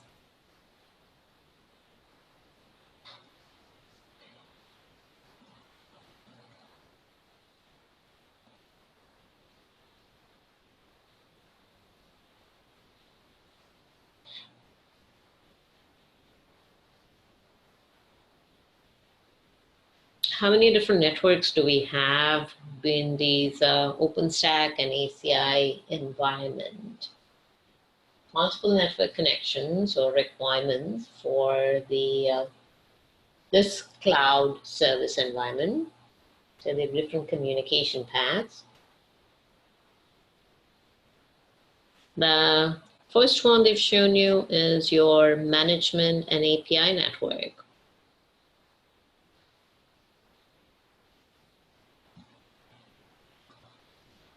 Provides your shell access to OpenStack servers, and of course any API communication is also handled by the management network. Another one they have a need for is the external network, and it allows the OpenStack, which is the color. You can see how it allows them to connect to any external environment outside networks. It allows the OpenStack cloud, these are your compute nodes, they can communicate outside of the OpenStack cloud. In Cisco API, in Cisco APIC, that's considered a layer 3 connection. And then they have the tenant data network. That's what they've shown as the blue here. Enables the tenants to create their network for virtual machine connectivity. So that's what they're showing you, that we have on that compute resource different services.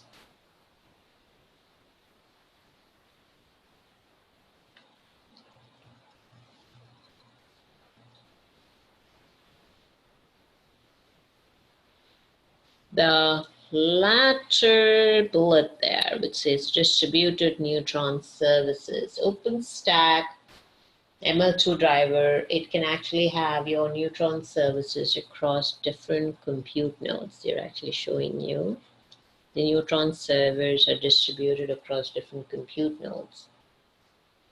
Okay. NAT is for external network connectivity. Layer 3 forwarding capability, DHCP. That's accommodated by the ML2 driver. In OpenStack, the terminology relates to ACI in this way.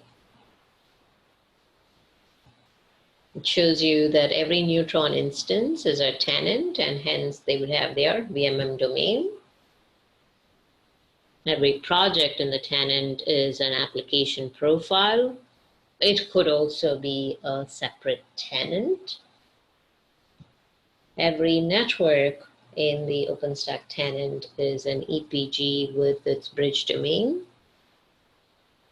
Every subnet that you define is actually a subnet in an APIC environment. No direct translation for this. The router enables multiple networks to communicate. So router becomes the combination, the contract, which is applied to the EPG, which is basically, remember, EPG and bridge domain is considered a tenant network. So you can have different tenant networks communicate with contracts. That's why a router is directly shown there. External network is in the APIC a layer 3 connection, along with what we call the external EPGs or outside EPGs. Some prerequisites, because it is, of course, Linux-based, it just shows you the prerequisite knowledge you need in order to go ahead and deploy your ACI with OpenStack environment. You just have to be a little careful. OpenStack is a little bit more scalable, so make sure you know the limits. OpenStack has a higher count for tenants and networks, so got to be careful about the limits.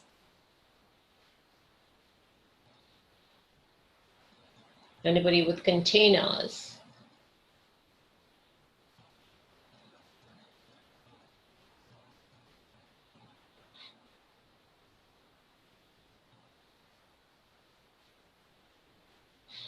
We are going to be discussing this section later, because we don't have any lab on this. We'll just go ahead and discuss this aspect, what are containers and how ACI would integrate in a container environment, what it possibly does for the containers.